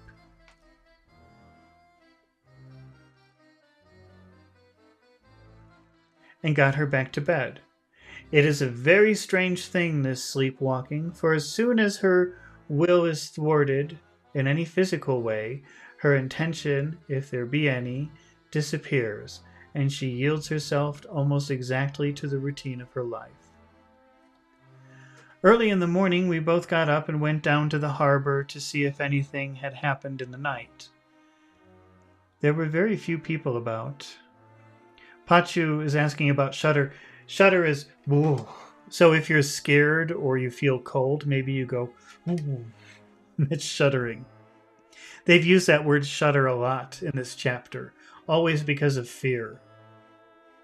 They see something horrible and they say, ooh, that's shuddering. Early in the morning, we both got up and went down to the harbor to see if anything had happened in the night. There were very few people about, and though the sun was bright and the air was clear and fresh, the big grim-looking waves that seemed dark themselves because the foam that topped them was like snow, forced themselves in through the mouth of the harbor.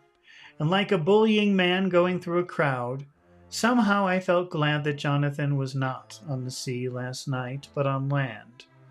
But oh, is he on land or sea? Where is he, and how? I am getting fearfully anxious about him. If only, if I only knew what to do, and could do anything. 10th of August. The funeral for the poor sea captain today was most touching. Touching is an adjective that means like touch your heart, like make you cry, touch your emotions. So when she says that the funeral for the captain was touching, that probably means she cried. She was so, it was such an emotional experience that she cried.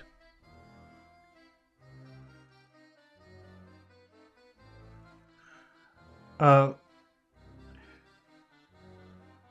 Well, actually, Mohammed, shudder is not an obsolete word. Shudder is it's used all the time. If you're cold, ooh, you shudder, and if you see something and you're scared about it, you shudder. So that's not really an obsolete word. And anyway, Pachu is making a list because, and I don't know yet if you want to practice Pachu, but when we're finished, what we'll do when we finish with the chapter, which is very soon, I think. Let's see, where is it? Oh yeah, we're almost done. I think, is this the last one? Yeah, we're very close to getting done with this chapter. When we finish, which will be in about 5 minutes, we will switch. Pachu will join us on Discord. We're going to continue the video here on YouTube, but we're going to practice some of the words that we have been learning today. So he usually makes a list, and then I'll pick 3 or 4 of those words and we'll practice them. So don't go away, Mohammed, if you want to practice some of these words. Okay, let's see. So we're almost done. Just one more page. There's an additional cause in that poor Mr. Swales was found dead this morning on our seat, his neck being broken. So the old man that she was talking to in the town, now he's dead. He had evidently, as the doctor said, fallen back in the seat in some sort of fright. For there was a look of fear and horror on his face that the men said made them shudder. Again, there's that word. Ooh. So the look on the dead man's face made them say, ooh, God, that's scary. Poor dear old man. Lucy is so sweet and sensitive that she feels influences more acutely than other people do. Just now she was quite upset by a little thing which I did not much heed. That word heed, we've had that before. That means pay attention. Pay close attention. Though I am myself very fond of animals. One of the men who came up here often to look for the boats was followed by his dog. The dog is always with him. They're both quiet persons, and I never saw the man angry, nor heard the dog bark. And during the service, the dog would not come to its master, who was on the seat with us, but kept a few yards off, barking and howling.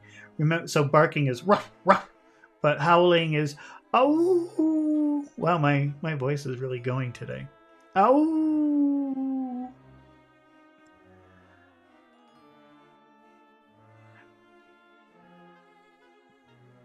Its master spoke to it gently, and then harshly. We've had that word harsh many times.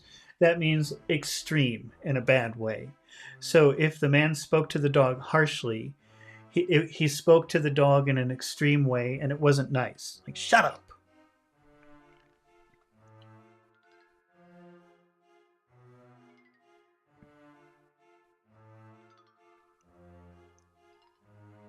But it would neither come nor cease to make a noise.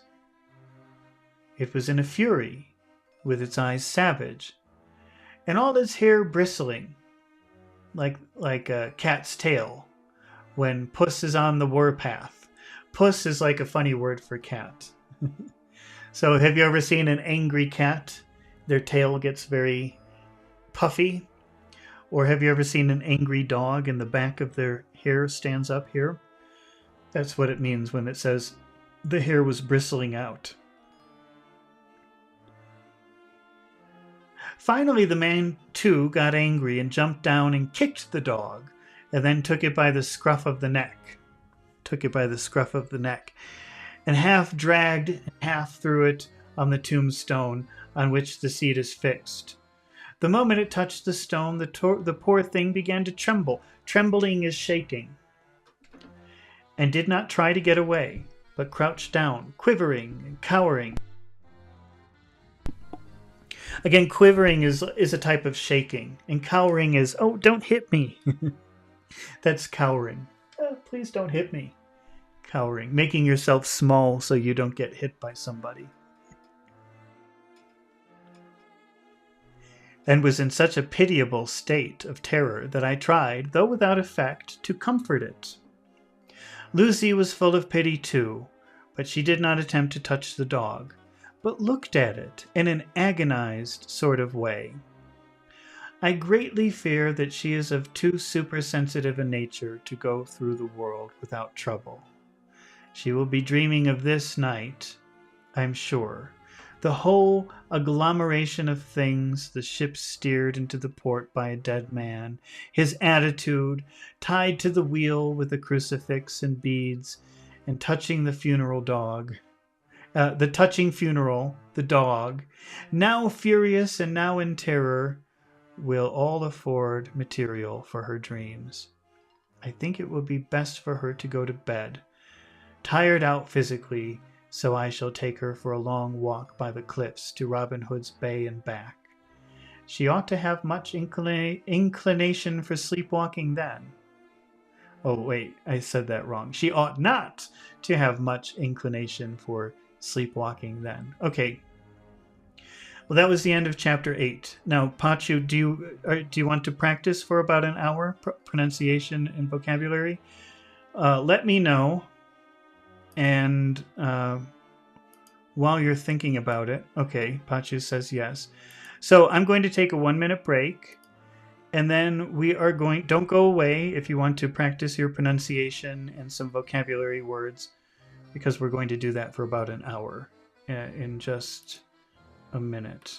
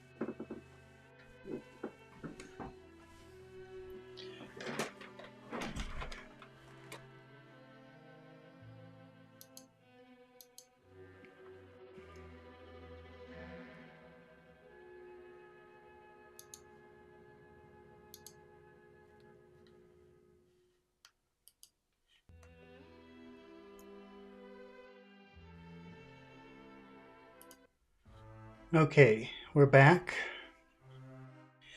Victoria says, I found a way to read scary stories in the original, not in my native language. It's not so scary. Thanks for the great explanations of unfamiliar words. Well, thanks for watching, Victoria. If you have any questions, always feel free to ask. Okay, let's see. First, let me turn off the music. My scary music. It's not really scary music. All right. And now what we're going to do is we're going to call Pachu on Discord. Mohammed says, how can I join? Well, here, let me... I'm using Discord, so I will send you a link. I'm going to put a link in the chat, okay? Let's see. First, how do I do this? So I don't know if you've used Discord. I don't really use it. I just use it for this, and I'm pretty new to it. So let's see, where do I get a link?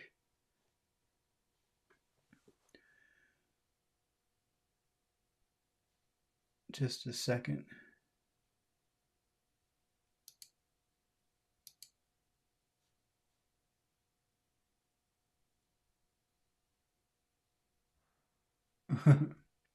I can't figure out how to send you a link.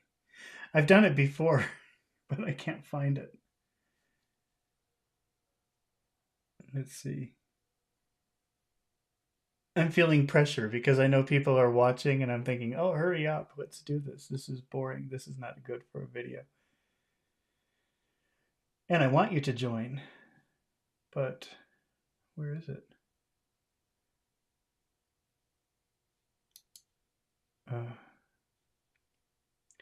Yeah, I can't find it. I'm sorry. We have to move on. I will make it a point from now on to leave a link in the description when I start a video, so this doesn't happen again. But I really don't know where the link is to invite you. I'm sorry. Next time. Promise to watch next time and I'll have a link. Okay? All right. But so for right now, I'm sorry. I don't know where it is. I feel stupid. Let's see. Okay. And now I can't find. Hello? Oh, I didn't even call you, and now I can hear you. Okay, sir. That's funny. Okay, I have no idea what I just did, but somehow we've connected, so that's good. Whatever. Yes, sir. Yes. Crazy. Okay. So what we're going to do, I'm just going to put up another document here. Let me just let's see.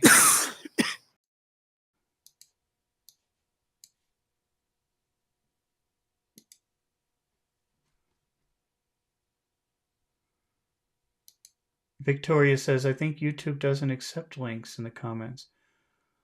I think it was okay. I think I've done that before and it worked. That's how Pachu joined. I sent him a link through YouTube. So I think it works. If I remember correctly, that's how I did it. But so next time I do it, from now on, when I do a video, I'll definitely always put a link because I want more people to join anyway. Okay, let's see. Okay, so I'm just going to go back over the chat and I'm going to find a word that we were talking about and we'll practice that word first. And spring up. So we have a phrasal verb, spring up. Pachu, do you know that phrasal verb, spring up? Have you ever seen that before? I think we did it in other books. No. No, you've never seen it? Yes, sir. No. When you think of the word spring, what do you think of? Spring is the name of season. Okay. Anything else? Can you think of any other way that you would use the word spring?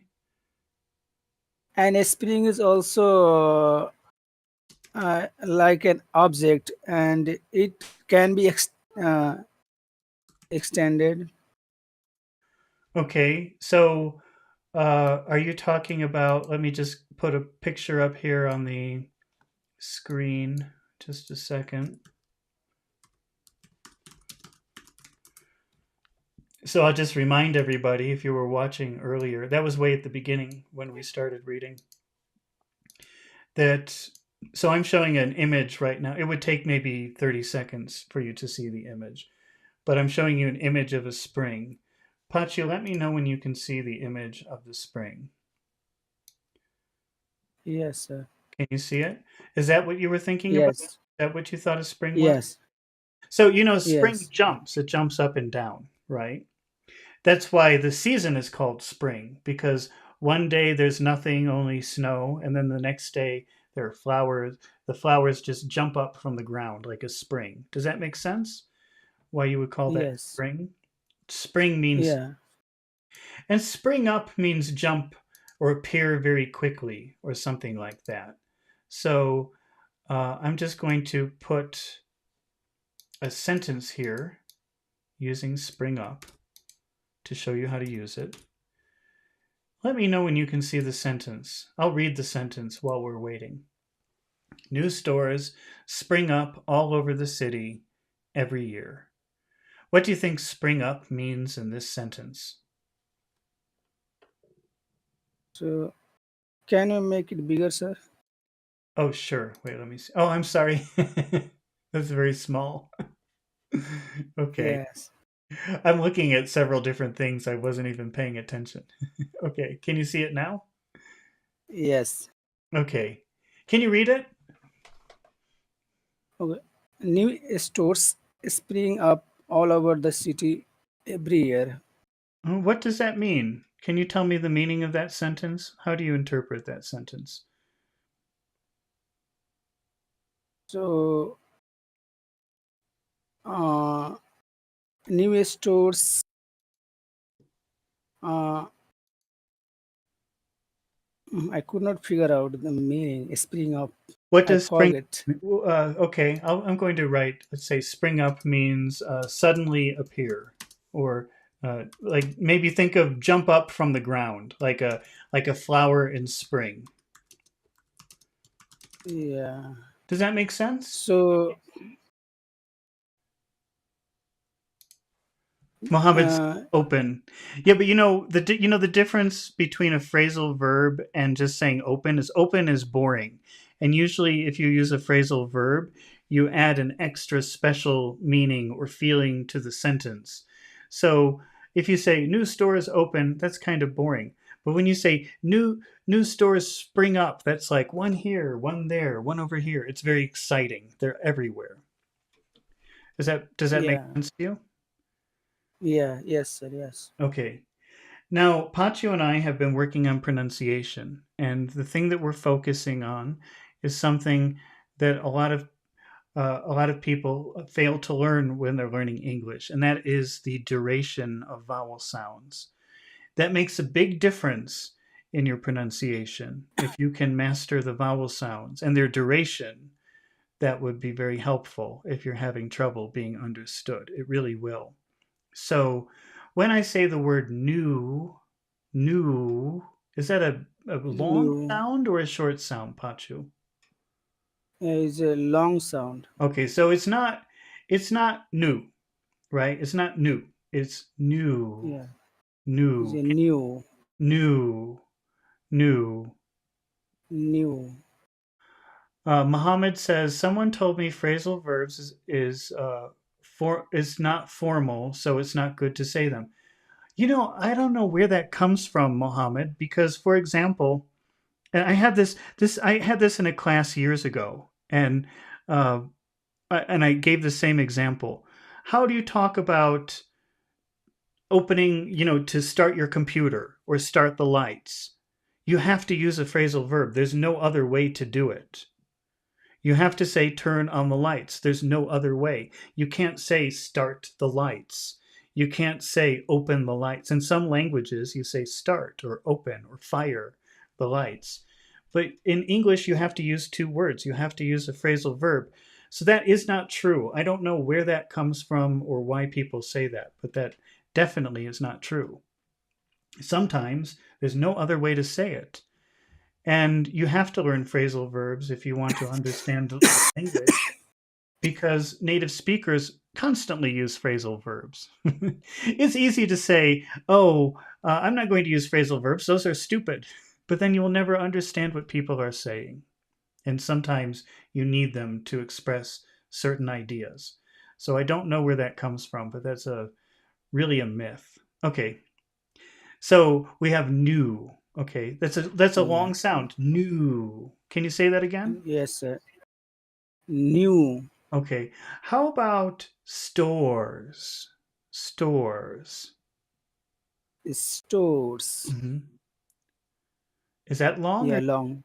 a very so Yeah, we have new stores. New stores.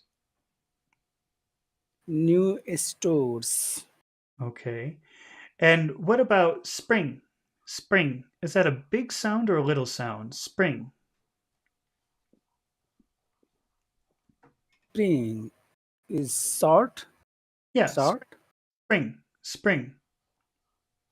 Spring. Yeah, spring. New stores spring. New stores, spring. So that's long, long, short. New stores spring. Yeah, new stores, spring. Hmm. How about up, up, up? Uh, up is short. It could be. Up. It could be. But uh, there's a complication with phrasal verbs. I don't think that we can get into a long explanation of it. So I'm just going to insist that you put a lot of emphasis on the word up and you make it bigger than it normally would be. So this is spring up, spring up. Spring up. Spring up. Can you say gup, Spring up. gup, gup? Gup. Gup. Spring up, spring up, Spring up. spring Spring up, up. spring up. Spring up. New Spring up. stores spring up. New stores, spring up. Okay. Then we have all over, all over, all over. That's a two All over. phrase. Which, All over. what do you think about what does that mean when you say all over? What does that mean? Do you know? Means everywhere. Everywhere. Every. Yeah. All right. Now, when I say that phrase all over, which word, there are two words, which word has the big sound and which word has the little sound? All. Is that big or small? All over. All over. Is So, big. yeah, all is big and over is not so big. Hmm. Can you say Yeah. that phrase? All over. All over. All over. Mm. All over. New stores spring up all over. New stores spring up all over. Okay.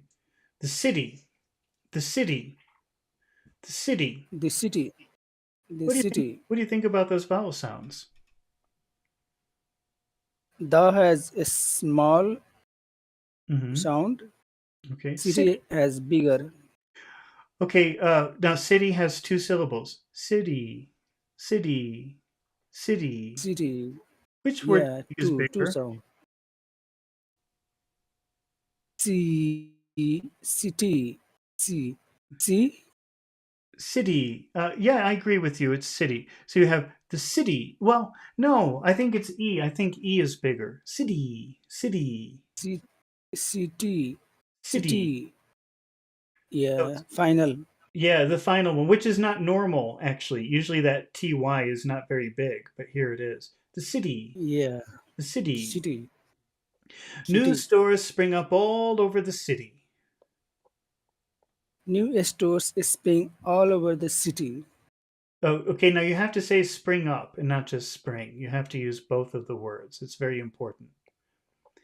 New stores Okay. spring up all over the city. New stores spring up all over the city. Okay. Every, every.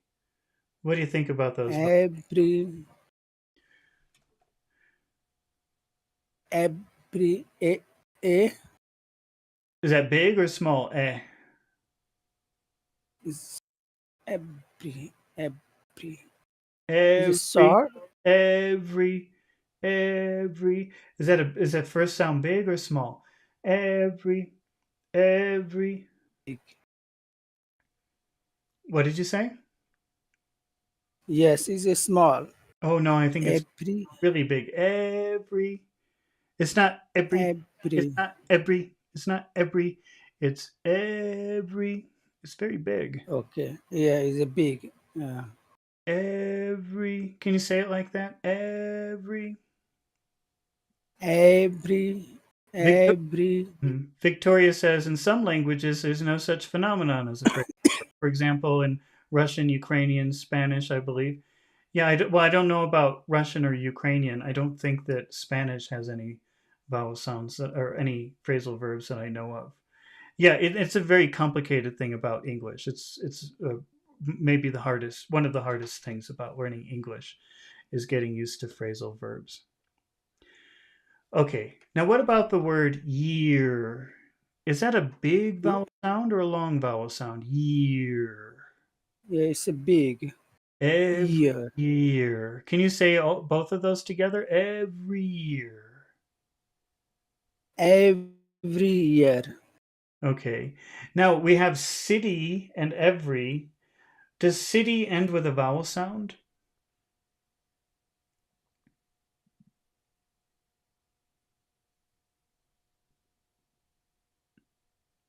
Hello? Uh-oh, maybe Pachu has disappeared. Pachu, can you hear me?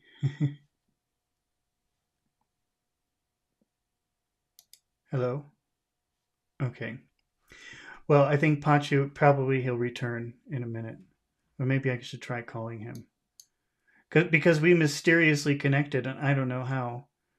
But um, that's not normally how we do this. So maybe I'll try to call him up. Let's see.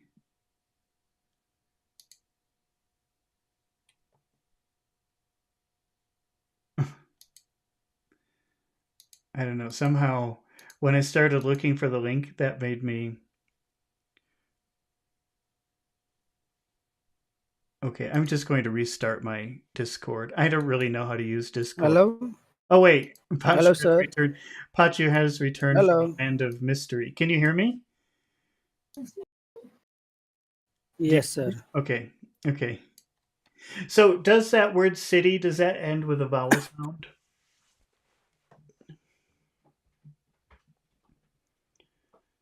Yes? Hello? Oh, no. Yes. City. Okay. Yes, sir. Hello. Okay, and does that start with a vowel sound?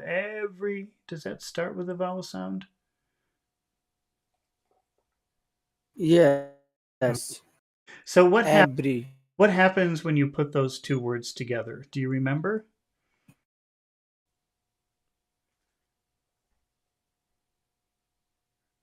Can you remember what you have to do? Hello. Can you hear me? Yeah. Okay. Yes. All right, all right, I'm going to quit my Discord and I'm going to restart it and I'm going to contact Pachu the way I normally do because it's really a mystery how I contacted him this time. I have no idea. Okay. You were in a voice channel last time you left Discord. Reconnect? No, I don't want to reconnect because I have no idea what I did. So here, let me try calling him. How I did it before.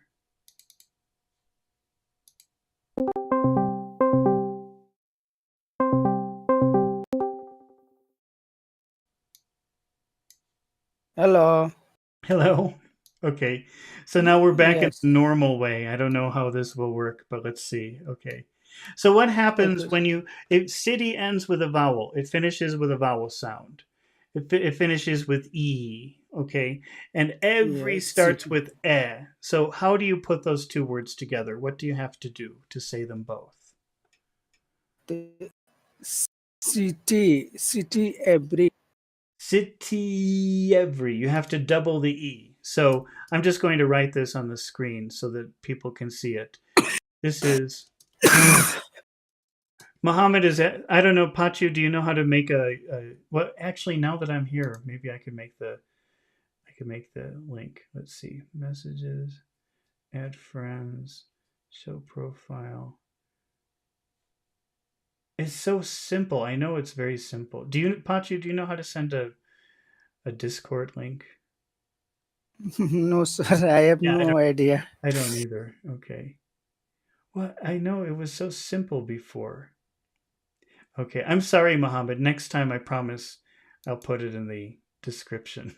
But I don't know why this is happening. Okay, so the way this sounds is you say city, you've got city. Okay, and then so this word city ends with e, and then the next word starts with eh. When you have two Yeah, vowels hitting each other, you have to repeat the vowel of the first word. So you have to say E 2 times. Listen, I'll say this very slowly. This is Sidievri. Sidievri. You have to connect those two words because one finishes with a vowel and one starts with a vowel. You add an extra sound to to separate them. yeah. So Sidievri. every City every year. City every year. It becomes extra long. city is, yeah, city every year. Okay, not city. City. So it's Okay, not city. city, City every year. city everywhere. Every City, year. city every year. Okay. New stores spring up all over the city every year. Can you say the whole phrase? Okay. So new stores spring up all over the city every year. Can you say that again, but make sure that you're thinking about the fact that some vowels are very long and some vowels are very short? Okay. So new stores spring up all over the city every year. That's good. Okay. How will you make a yes no question with that sentence? New stores spring up all over the city every year. So do new stores spring up all over the city every year? Okay. How would you substitute new stores? What would be the pronoun that you would use in that situation? So Okay. Ask again. Use. they, they do do they spring all over the city every year? Okay, but you have to say spring up. This verb has two words. It's not just spring, it's spring up. And that's very important that you have to say both of the words. Yeah, spring up. Yeah, spring up. Uh-huh. Say it again. Do they? So so do they spring up all over the city every year? Okay. Now, which one sounds better? City or city? Which one sounds better? The city. City. City. That sounds better. Yeah, City city. sounds, Yes. maybe I'll understand it, maybe not. It depends who you're talking to. Yeah. But city, I will definitely understand. City. City. City. Okay. All right, let's take a look at another vocabulary word. Victoria says maybe you could put the link in the description. Victoria, I can't find the link. I don't know where it is. If you know how to use Discord, just look for Professor English, and that would be me. I don't think there's another one. Let's see. I'm just looking for another word. So we did spring up. Let's try another word. Pachu, are you sick? Do you have a cold? It sounds like you're sick. No, sir. Just Hmm. it comes. Oh, Yeah. you're just coughing a little bit? Okay. Yeah. Yes, sir. Well, since we're Here doing it that, very what? no, here it is cold. Outside there is a fog. So Oh, yeah, let's see. Deep voice because of coughing. Yeah, so we'll do hoarse. That will be our next word that we have today, hoarse. That means having a yeah, deep voice because of coughing or yelling or maybe smoking. Did you ever know someone who smoked a lot of cigarettes? They talk like that. yeah, That's a hoarse yeah, voice. Or yeah. older people sometimes they've been talking their whole lives and then they have a hoarse voice. Uh, can we say thick voice, or I'm sorry, can you repeat your question? can we say horse voice like a thick voice? Thick voice? No. No, you have to use the word hoarse. If you're talking about someone whose voice has changed because of using it a lot, because of screaming or laughing or coughing or smoking, then you have to say hoarse voice. That's the word that you have to use. Okay, sir. So let's see. Here's a sentence. I'm just going to put a sentence up here on the screen that we can use. Let me know when you can see the new sentence that I have up here.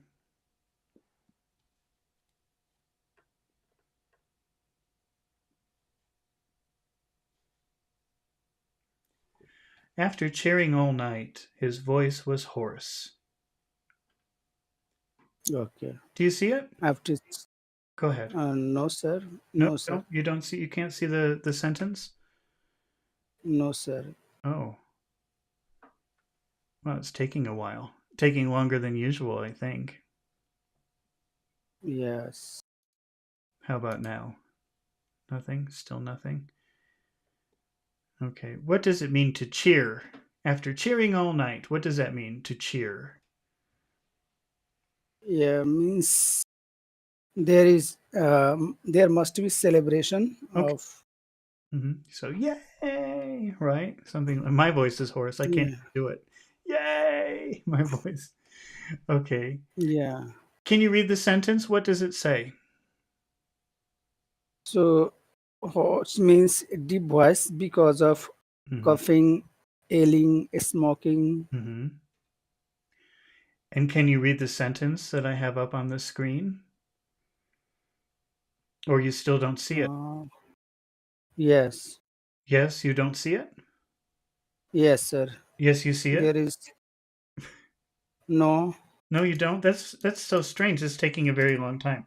Okay, I'm going to put it in the Discord chat. So maybe you can see it there. Do you see Yes, it in the yes. Discord chat? I wonder why you can't see it. The people watching, do you see it on the screen? Uh, It should have appeared by now. Can you read the sentence, Pachu? What does it say? okay, so yes, yes, yeah, yeah. Okay. You can see it. After cheering, Mhm. yeah, after cheering all night, his voice was hoarse. Okay. Now let's think about that word after. After. Just think about the vowel sounds. After. Are they big sounds or little sounds? After is a big sound. Okay. Well, how many vowel sounds do you hear in that word? After is uh one. There are two vowel sounds. After. Yeah, After. yeah, So there's a So there's yeah. uh, a, uh. Tell me about those vowel sounds. Oh, Are they big sounds? ah, yeah, it's a big sound. Both or just one? No, initial. Okay, and what about the second one? Is that a big sound or a little sound? Is uh, cheering. No, after. So two vowel sounds. Yeah, after. About yeah. So Yeah, so a is big. What about Is that short or long in duration? Yeah, last is short, Okay. short. So after. Can you say that? After, After. After. Okay. after, Mhm. after Okay. How about the next word? Can you say the next word? What is the next word? is cheering, Okay. Cheering. Cheering. E-uh. E-uh. Are those big sounds? cheering Are those big sounds or little sounds? is a big sound.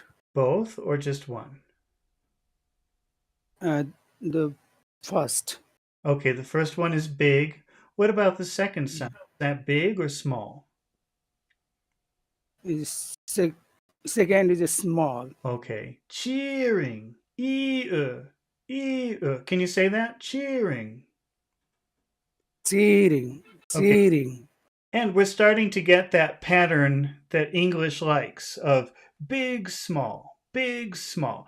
After cheering, after cheering. That's the rhythm that English likes. Yeah. Big, small, big, small. Can you say both of those words? After cheering.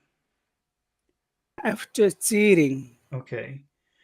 And then we have all night, all night, all night. all night, That's all night. that's I. What do you think about those vowel sounds? Yeah, it's all night. Hmm. All, all is small. All Oh no, I think night is really big. All night. Oh, I. Oh, I. All is big. All is really big. All night. All night. all night. You don't hear that it's big all night. Yeah. Let's compare. Oh, Okay. I'll say all in a very short way. Oh, oh, oh, oh. You hear the difference? oh. Yeah. So it's not oh. Okay. Maybe some people will say it like that. Some people will say oh, but that would be very hard to understand because it's a very long sound. Oh, oh. All, Mhm. All night. All night. all night. Mhm. All night. And we continue with our pattern of big, small, big, small, big, small.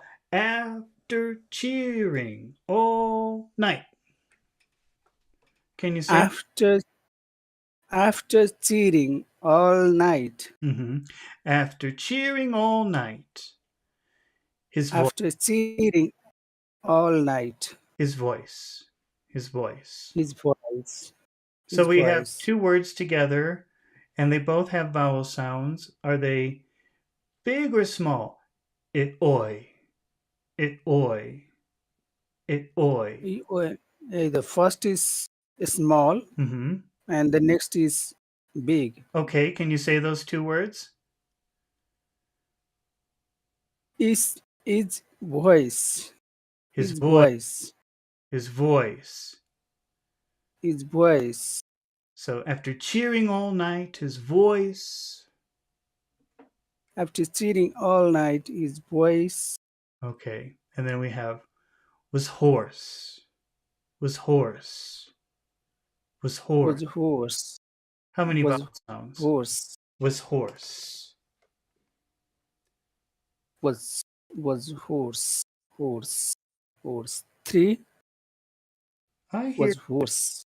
I hear two vowel sounds. Or, or,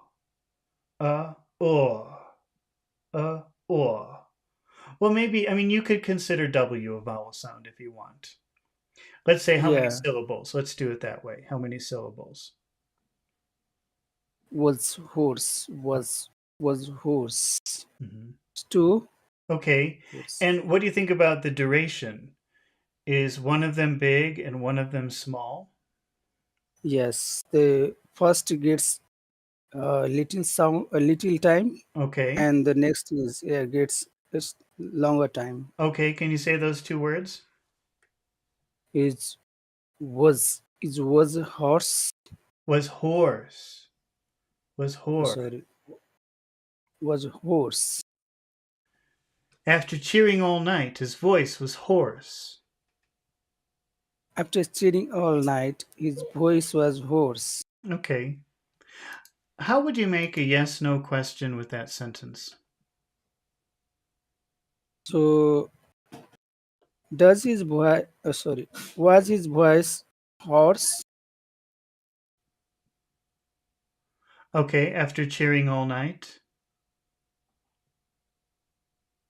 Yes, after cheering all night, Okay. was his voice hoarse? You know what's funny? Let's just notice something that's interesting here because when we say his voice was hoarse, is was a big word or a small word?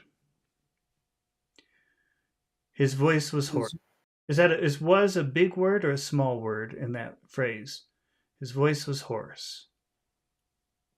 his voice was hoarse. Hoarse is big. No, what about was? Is that a big sound or a little sound? Is that a big word or a little word in our phrase? Yes, a little. It is. It's very little. His voice was hoarse. Yeah, His voice was hoarse. You almost can't hear it. His voice was hoarse. yeah, Okay. It's not an important word in that phrase. It's a very unimportant word. But if you're making a question, suddenly it becomes a very important word because it's a way of signaling you're asking a question, right? So, how do you think you should yes. pronounce it if it's a question? So, was his voice hoarse? Was his voice hoarse? Suddenly, it's a really big sound that you have to make. Was his voice hoarse? Was his voice hoarse? Yeah. So in the sentence, it's a very insignificant, unimportant word. His voice was hoarse. You almost can't hear it. But when you make the Yeah. question, this is a signal. I'm asking a question. So it's a big word. Was his voice hoarse? Was his voice hoarse? Does that make sense? Is that pretty clear? Yes, yes, sir. Yes. So was his voice hoarse after cheering all night? Can you make the entire question? So after cheering all night, was his voice hoarse?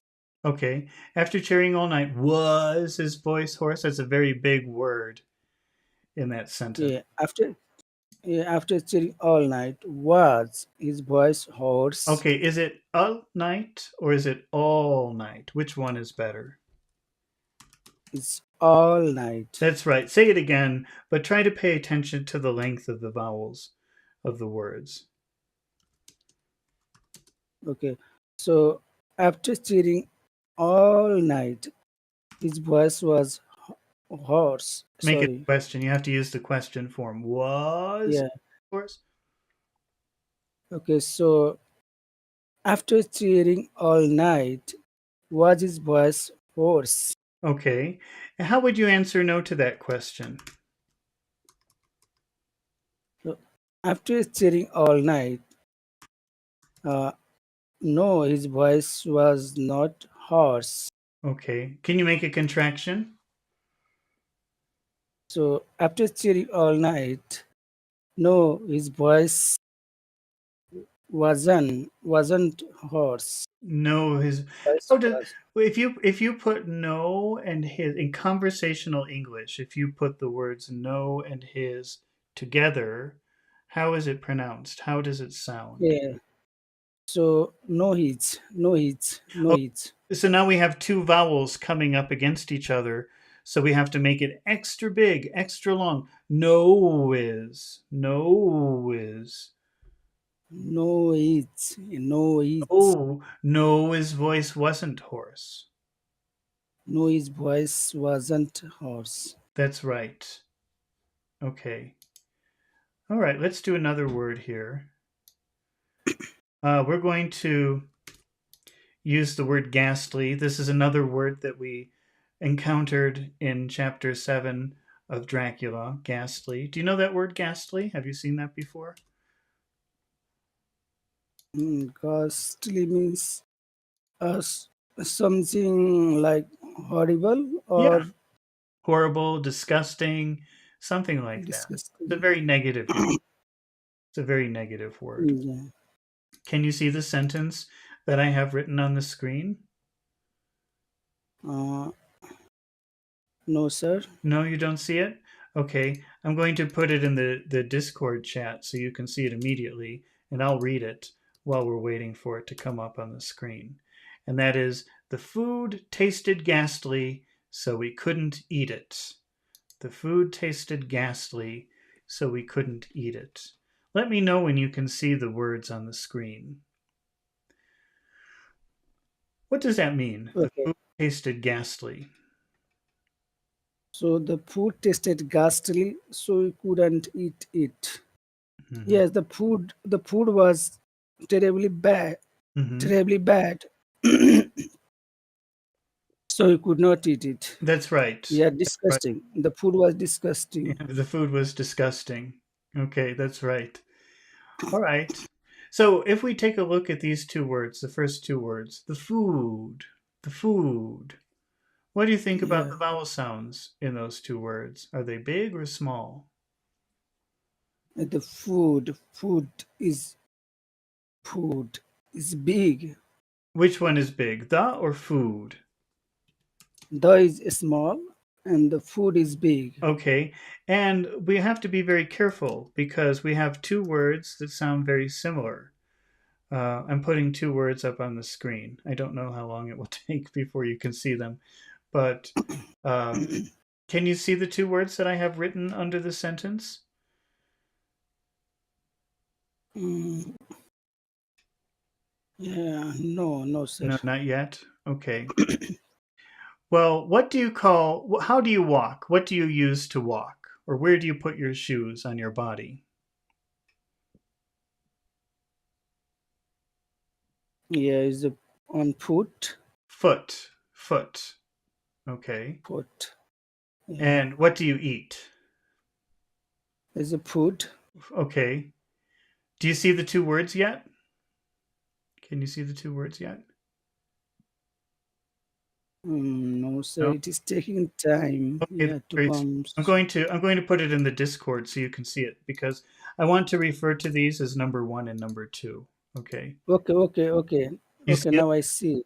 Yeah, All right. Do you remember that I told you that some sounds that you make, they vibrate in your throat right around here. Okay. And some yeah, sounds that you make don't do that. Okay. yeah, yeah, So one of these sounds, D or T, one of them vibrates in your throat, and one of them doesn't yeah, vibrate in your throat. Which one vibrates in your throat? Number 1 or number 2? yeah. Number one vibrates. Yeah. Okay, it does. What happens if you have a long vowel sound, or what happens if you have a vowel sound before a vibrating sound like that? What do you have to do? So it must be long. You have to make it very long. Okay. Yeah, And because D and T, the only difference is that if you make a D sound, it vibrates in your throat, and if you make a T sound, you push that out of your mouth. Okay, so that's the only difference. And sometimes it's not easy to hear the difference between those two. So the way that you can distinguish between the two of them, the way that native speakers distinguish between the two of them, even though they don't know it, is that number 1, the vowel sound is very, very long. Food. yeah. Food. Yeah, So even if you pronounce, because you're pronouncing a T, but it doesn't matter because you're pronouncing the vowel sound very long, so it's clear that you're saying food. How do you say number 2? yeah. It's a tested. Can you say number 2? Yeah, it's tested. Uh, no, no. We're looking at word number 1, which is food, and word number 2, which is where you put your shoes. Okay, sorry. So food, Uh, and foot. foot. So you hear the difference? The difference really, 9-volt fan says hello. Hello, 9-volt fan. Thanks for joining us. So you have foot. That's a very short sound. But when you say Yeah, number one, that's food because of the D. yeah. Food Say number one again. is food, hmm and second is put. Yes. So just by the vowel sound, it becomes clear which word you're saying. By the length of the vowel sound, it becomes clear which word you're saying. Okay. So can you read the sentence again? The food tasted ghastly. The food tasted ghastly. Okay. Now we have the food. So we have The short, food, long, very long. The food. Can you say that? the food, the That's very good. food. Okay. How about the next word? Tasted. Tasted. Tasted, tasted. Okay. Well, I'm going to put two words on the screen. Okay. So I'm going to erase food and foot, and I'm going to put two other words here.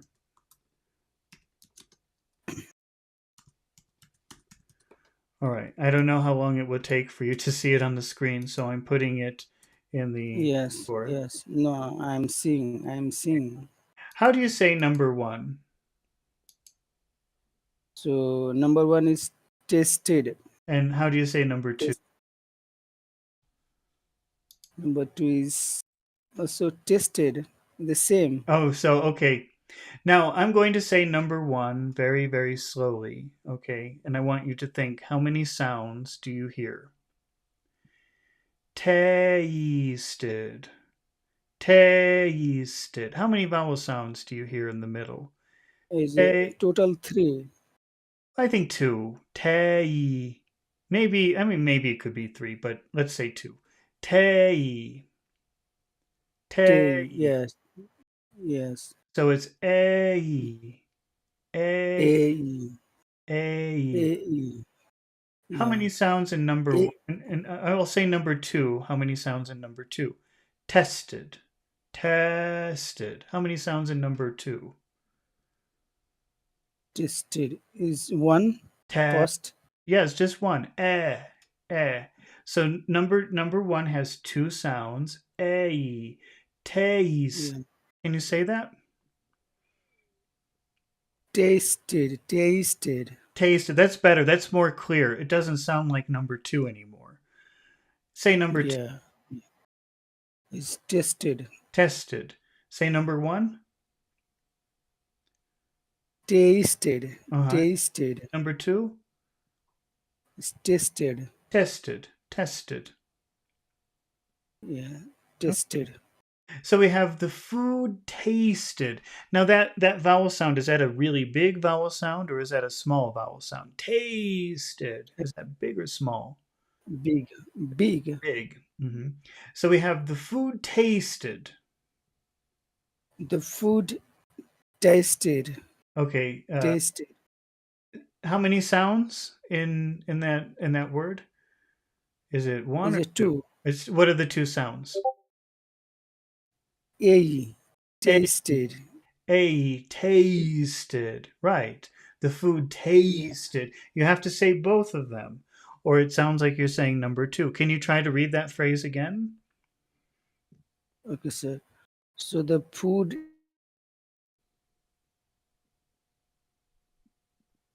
Uh-oh. Did you disappear? Yeah, yeah, no, sir. Okay, try again. Yeah, I didn't hear you. yeah.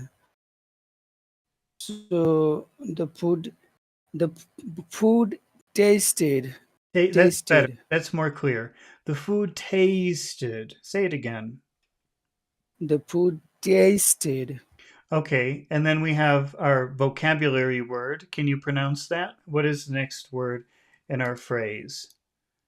It's ghastly, Okay, ghastly. ghastly. Ghastly. What does that mean, ghastly? Yeah, ghastly means horrible. Yeah, horrible, disgusting, something bad, something no good. Disgusting, bad. Okay. Yeah, And what about the vowel sound? Is that a big sound or a little sound? Ghastly. it's big. Okay. All right, so we've got three words together, and they all have big vowel sounds in them. The food Yeah. tasted ghastly. The food tasted ghastly. Now, in that word tasted, how many sounds are in the middle of the word? So it has two What are sounds. the two Two sounds sounds. you have to say? Yeah, is AE. A. AE. Okay, so you have to, it's very important that you say those two words. If you don't, it sounds like you're saying a completely different word. So you have to say Yes. tasted, Okay, I got it. tasted. Can Yeah. you try read that The phrase food. again and but try to pay attention to pronouncing that vowel sound correctly. Okay. So the food tasted ghastly. Okay, the food tasted ghastly. Say it again. The the food tasted ghastly. Okay, but try to put a little bit more E in tasted because sometimes it's not easy to understand which word you're saying. Okay. So the food tasted, tasted, Tay, tasted, tasted. Good. tasted, Tasted. The food tasted ghastly. the food tasted Oh, ghastly, you have to make sure you tastily, have to say two sounds, not one. Tasted. tasted, That's good. tasted. That sounds clear. Okay. What are the next two words? So, so we, Okay. Now, that word so, does that what sound does that finish with? What is the final sound in that word? So. So. oh, vowel, Well, vowel sound, okay, it is oh, a vowel sound, but it's not O, it's oo. Because in English, when you pronounce an O, it's two sounds. It's O. O. It's oh, really an oo. So. So. okay, oh, oh. Oh. Oh. Okay. And how about the word we? Does that begin with a vowel sound? So we is like big sound, Okay, is it a we, vowel sound? Is that does W is that a vowel sound? So ooh, I'll say that I'm going to yeah. say we very, very slowly, okay? Ooh wee. Does that start with a vowel sound? Ooh wee. Yes, yes, yes, ooh, Okay. yeah, So it's, we, yeah, ooh wee. Ooh wee. Okay. yeah. So if we're going to put those words together, what do we have to do? How do we pronounce it? So yeah, E.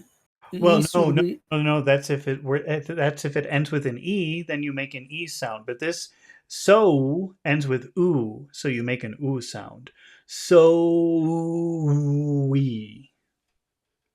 so we Yes, so we.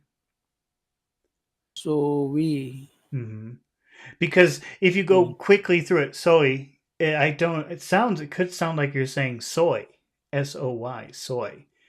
So it's really important okay. to take some time to say so we. So we So so we we couldn't. so we couldn't. Yeah, and that's like a very long that so we that's just one long vowel sound with an S in the front.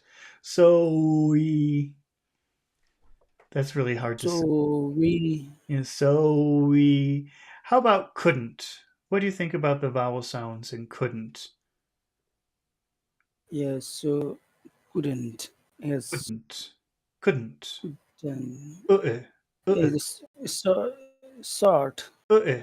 Uh-uh. It's just two little sounds. Uh-uh. Couldn't. Yes. Couldn't. It's couldn't couldn't. So we Is couldn't. So we so couldn't. so we Okay. couldn't. How about eat it? Eat it. Eat it. Yeah, it's a long sound. Okay. It's What about it? Because this is e it. E. Yeah, is a, is a short. So we couldn't eat it.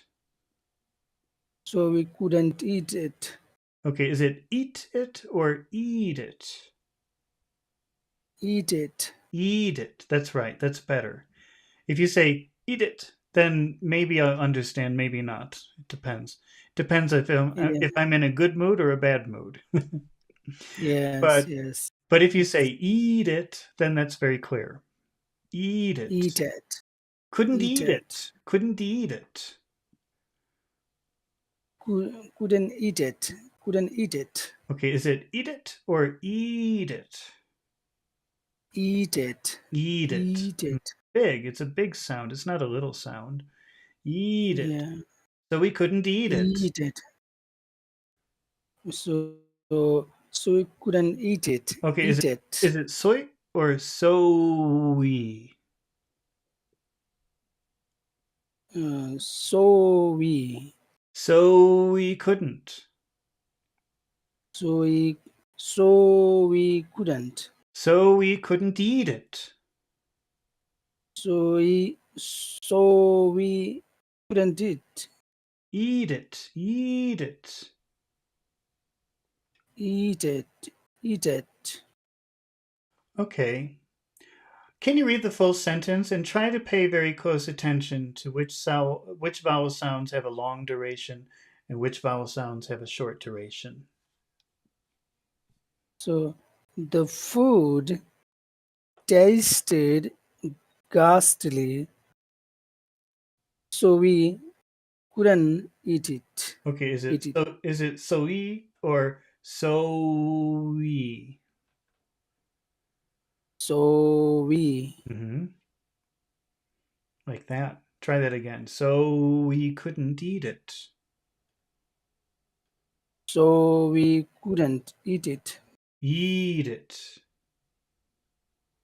Eat it. So we couldn't eat it.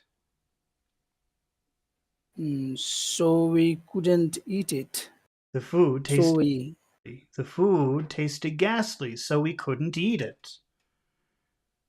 The food tasted ghastly, so we couldn't eat it. Can you make a yes no question with the food tasted ghastly? So, uh, did the food taste ghastly? Mm-hmm. So we, so we Well, couldn't I eat don't think it. it doesn't work. I don't think you can add that. But you can just do did the Yes. food. But now again, maybe it's a good idea to add a little bit of extra power to the word do because it's a question word. And so instead of saying did the, it would maybe be better. You don't have to, but it might be better to be clear to say did the, because that's your question word. It's a signal that you're making a question. Did the food taste ghastly? Did Okay. the food So did the food taste ghastly? did the food taste ghastly? Did the food taste ghastly? You can make it longer. Did the food ghastly? Did Did the food taste ghastly? That's right. How would you answer no to that question? So no, the food didn't taste ghastly. Okay, no, the food didn't taste ghastly. No, the food tasted didn't taste it ghastly. Try that again. Didn't taste. You try again. Go ahead.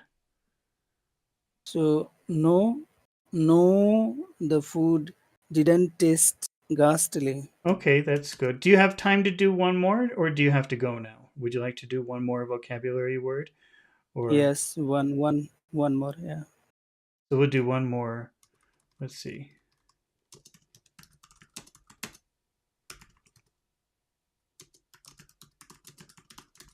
Okay, but so wait. Let me pick a sentence here. All right, so I'm just going to put a sentence up here, and let's just review some of the words that we talked about today. Okay, so Yes.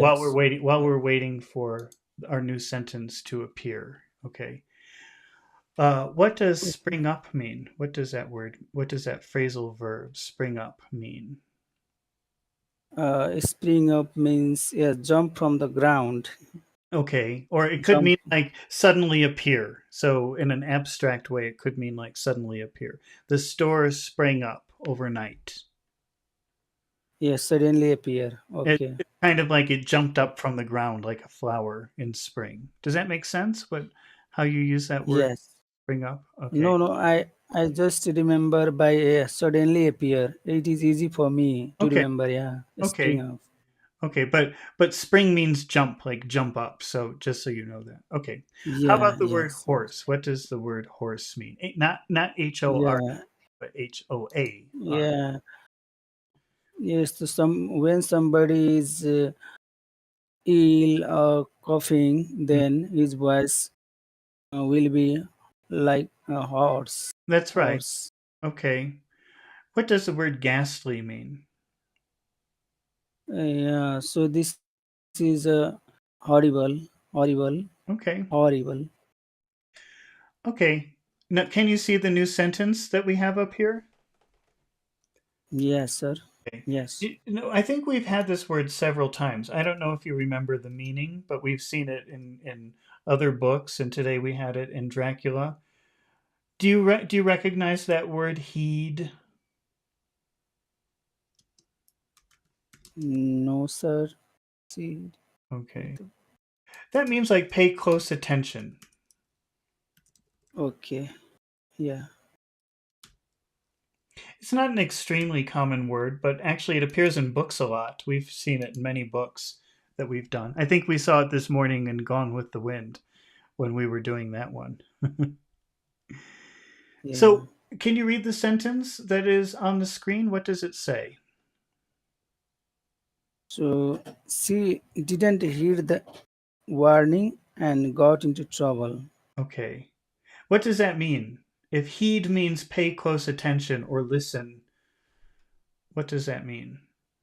Yeah, meaning that she didn't pay attention what was the warning, and so she got in trouble. Okay. All right. So the meaning of the sentence is very clear to you. Yes, Okay. yes. Now it is clear. Yeah. Now, if we say these two words together, she didn't, she didn't, she didn't, she didn't. What do you think about the vowel sounds in those two words? She didn't, she didn't. Are those big sounds or little sounds? She didn't. Yes, a big sound. Didn't. Which one is? Didn't. Well, I guess we are emphasizing that word. I think maybe we could emphasize that word and say didn't. I think I'm probably doing it unconsciously. Didn't. She didn't. But maybe I'm emphasizing the word, but if you think about the vowel sounds, there are two vowel sounds in there. It, didn't, didn't, didn't. Maybe two vowel sounds, maybe one, depends. But Didn't. Didn't. are those big vowel sounds? I'm just talking about the vowel sounds. Are they big vowel sounds or little vowel sounds? It, didn't. Yeah, but I think it should be short. They are short. They're pretty short. How about she? Is that a big sound or a little sound?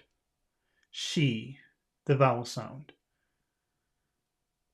And another is ain't is should be a longer so Okay, that it should be okay, but maybe understandable. maybe alone it's a long. It could be a long sound. If it's just the word and you pronounce it, she, it's a pretty big sound. But in this Mm. phrase, she didn't. What do you hear? Do you hear it as long or do you hear it as big or as small? She didn't. She didn't. C, yes, C is bigger.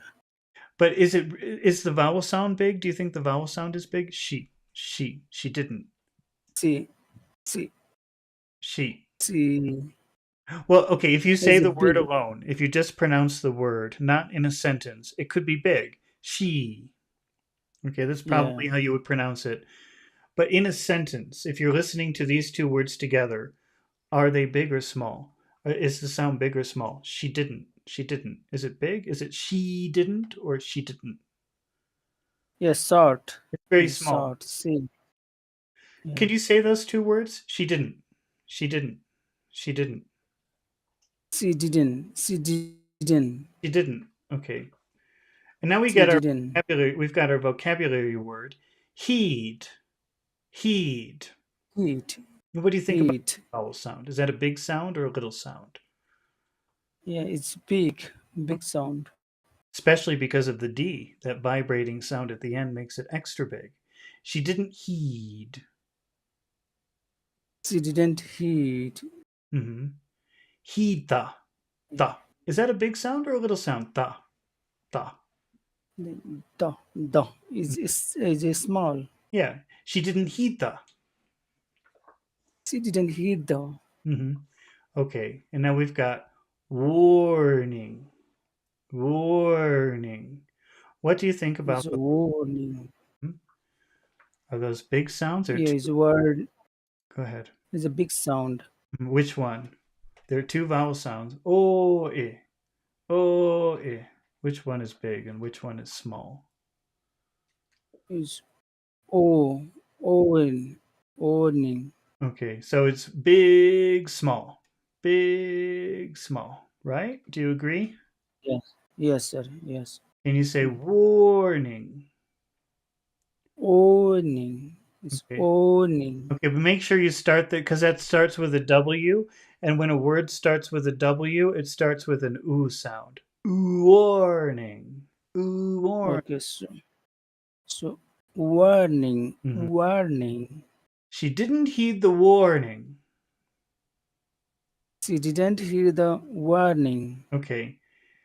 Uh, try to say heed again. Pay attention to the vowel sound. Okay. Heat. Heed. Heat. Because if you say heat, Heat. if you say heat, I hear here, or sometimes I hear hit, but I don't hear heed. Okay. Oh, yes. You hear the difference? Yes, I got it. Yeah. Okay. So Heat. the length of the vowel is a very important thing sometimes. She didn't heed the Yeah. warning. She she didn't heed the warning. Heed the warning. Heed the warning. She didn't heed the warning. Okay, that was good. How would you say the next three words together? And got into trouble. Okay, And got into. and Yeah, got got into. okay, and you know and if you have the word "and" in the middle of a phrase like that, it just becomes and got into, Mm. and got into, and got into, and And, got into, and got into. And got got into. and got into. And got into. Okay, so there's really even no vowel sound in it's just And how about got into, got into, got into? Are those big vowel sounds or little vowel sounds? Uh. Got. They're short. Got into, got into, Got into.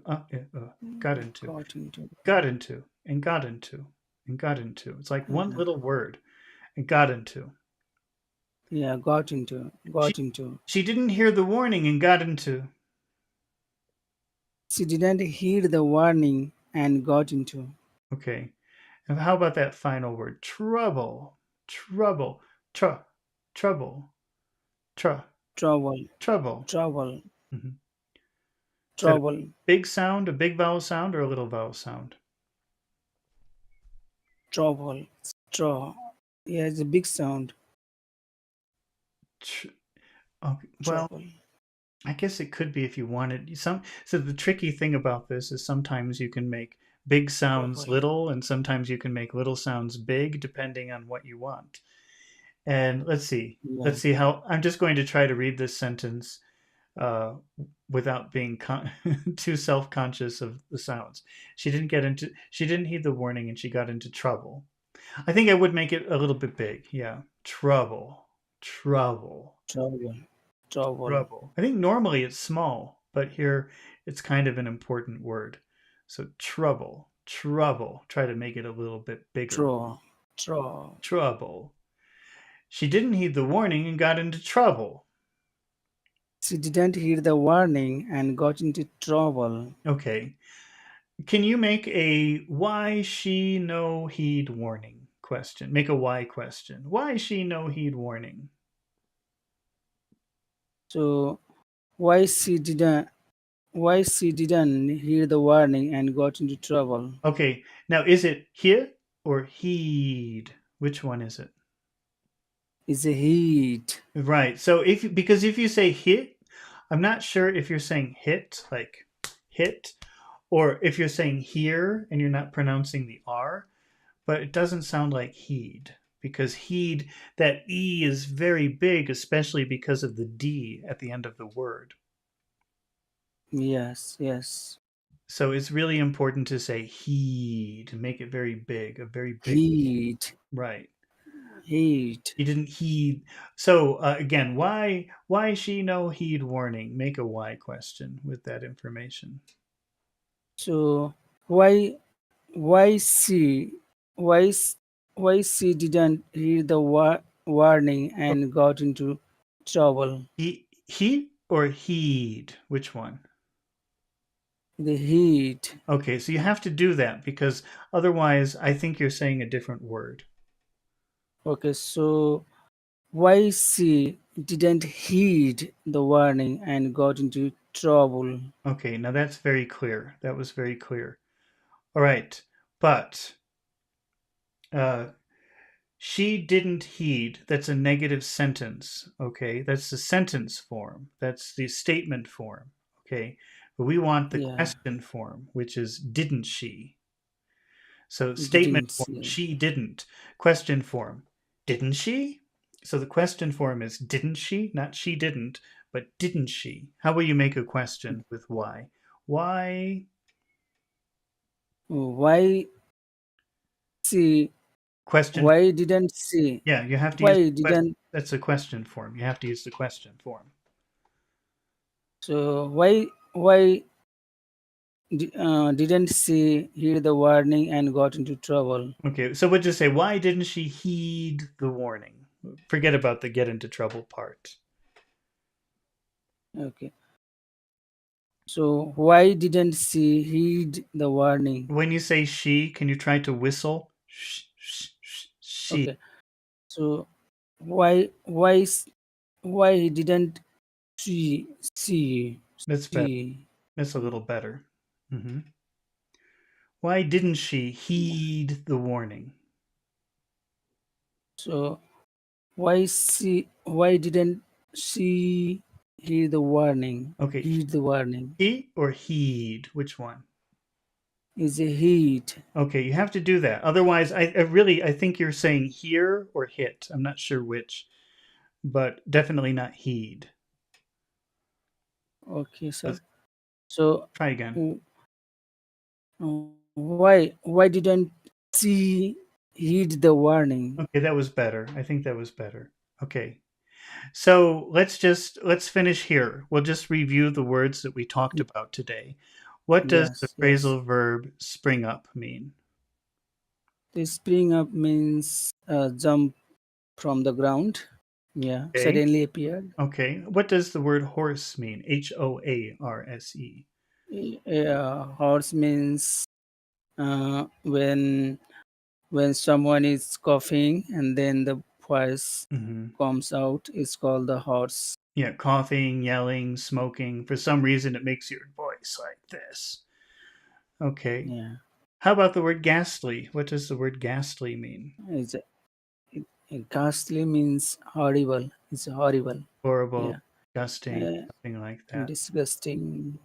Yeah, And how about the word heed? What does that word mean? Heed. it's a heat. Heat means pay close attention. To pay close attention to something. Okay. All right. Well, I think that we should stop here for today. Okay. Yes, yes, sir. Yes, sir. And Thank you, sir. I'm not sure about tomorrow. I will try to do tomorrow, but I'm not sure if I can do tomorrow morning. So if I do tomorrow, it will be in about 10 hours from now. So I'm in Mexico City. That would be like 5 a.m. or 4:30 a.m. Mexico City time. So and then for you that's 12 hours. So that would be 4 p.m. Catman or Nepal time. Yes, Okay. yes, yes, yes. All right. Well, Thank you. thank you everyone for watching. Thank you for participating and asking questions. And I hope that you come back when we do chapter 8. Thank you very much and goodbye.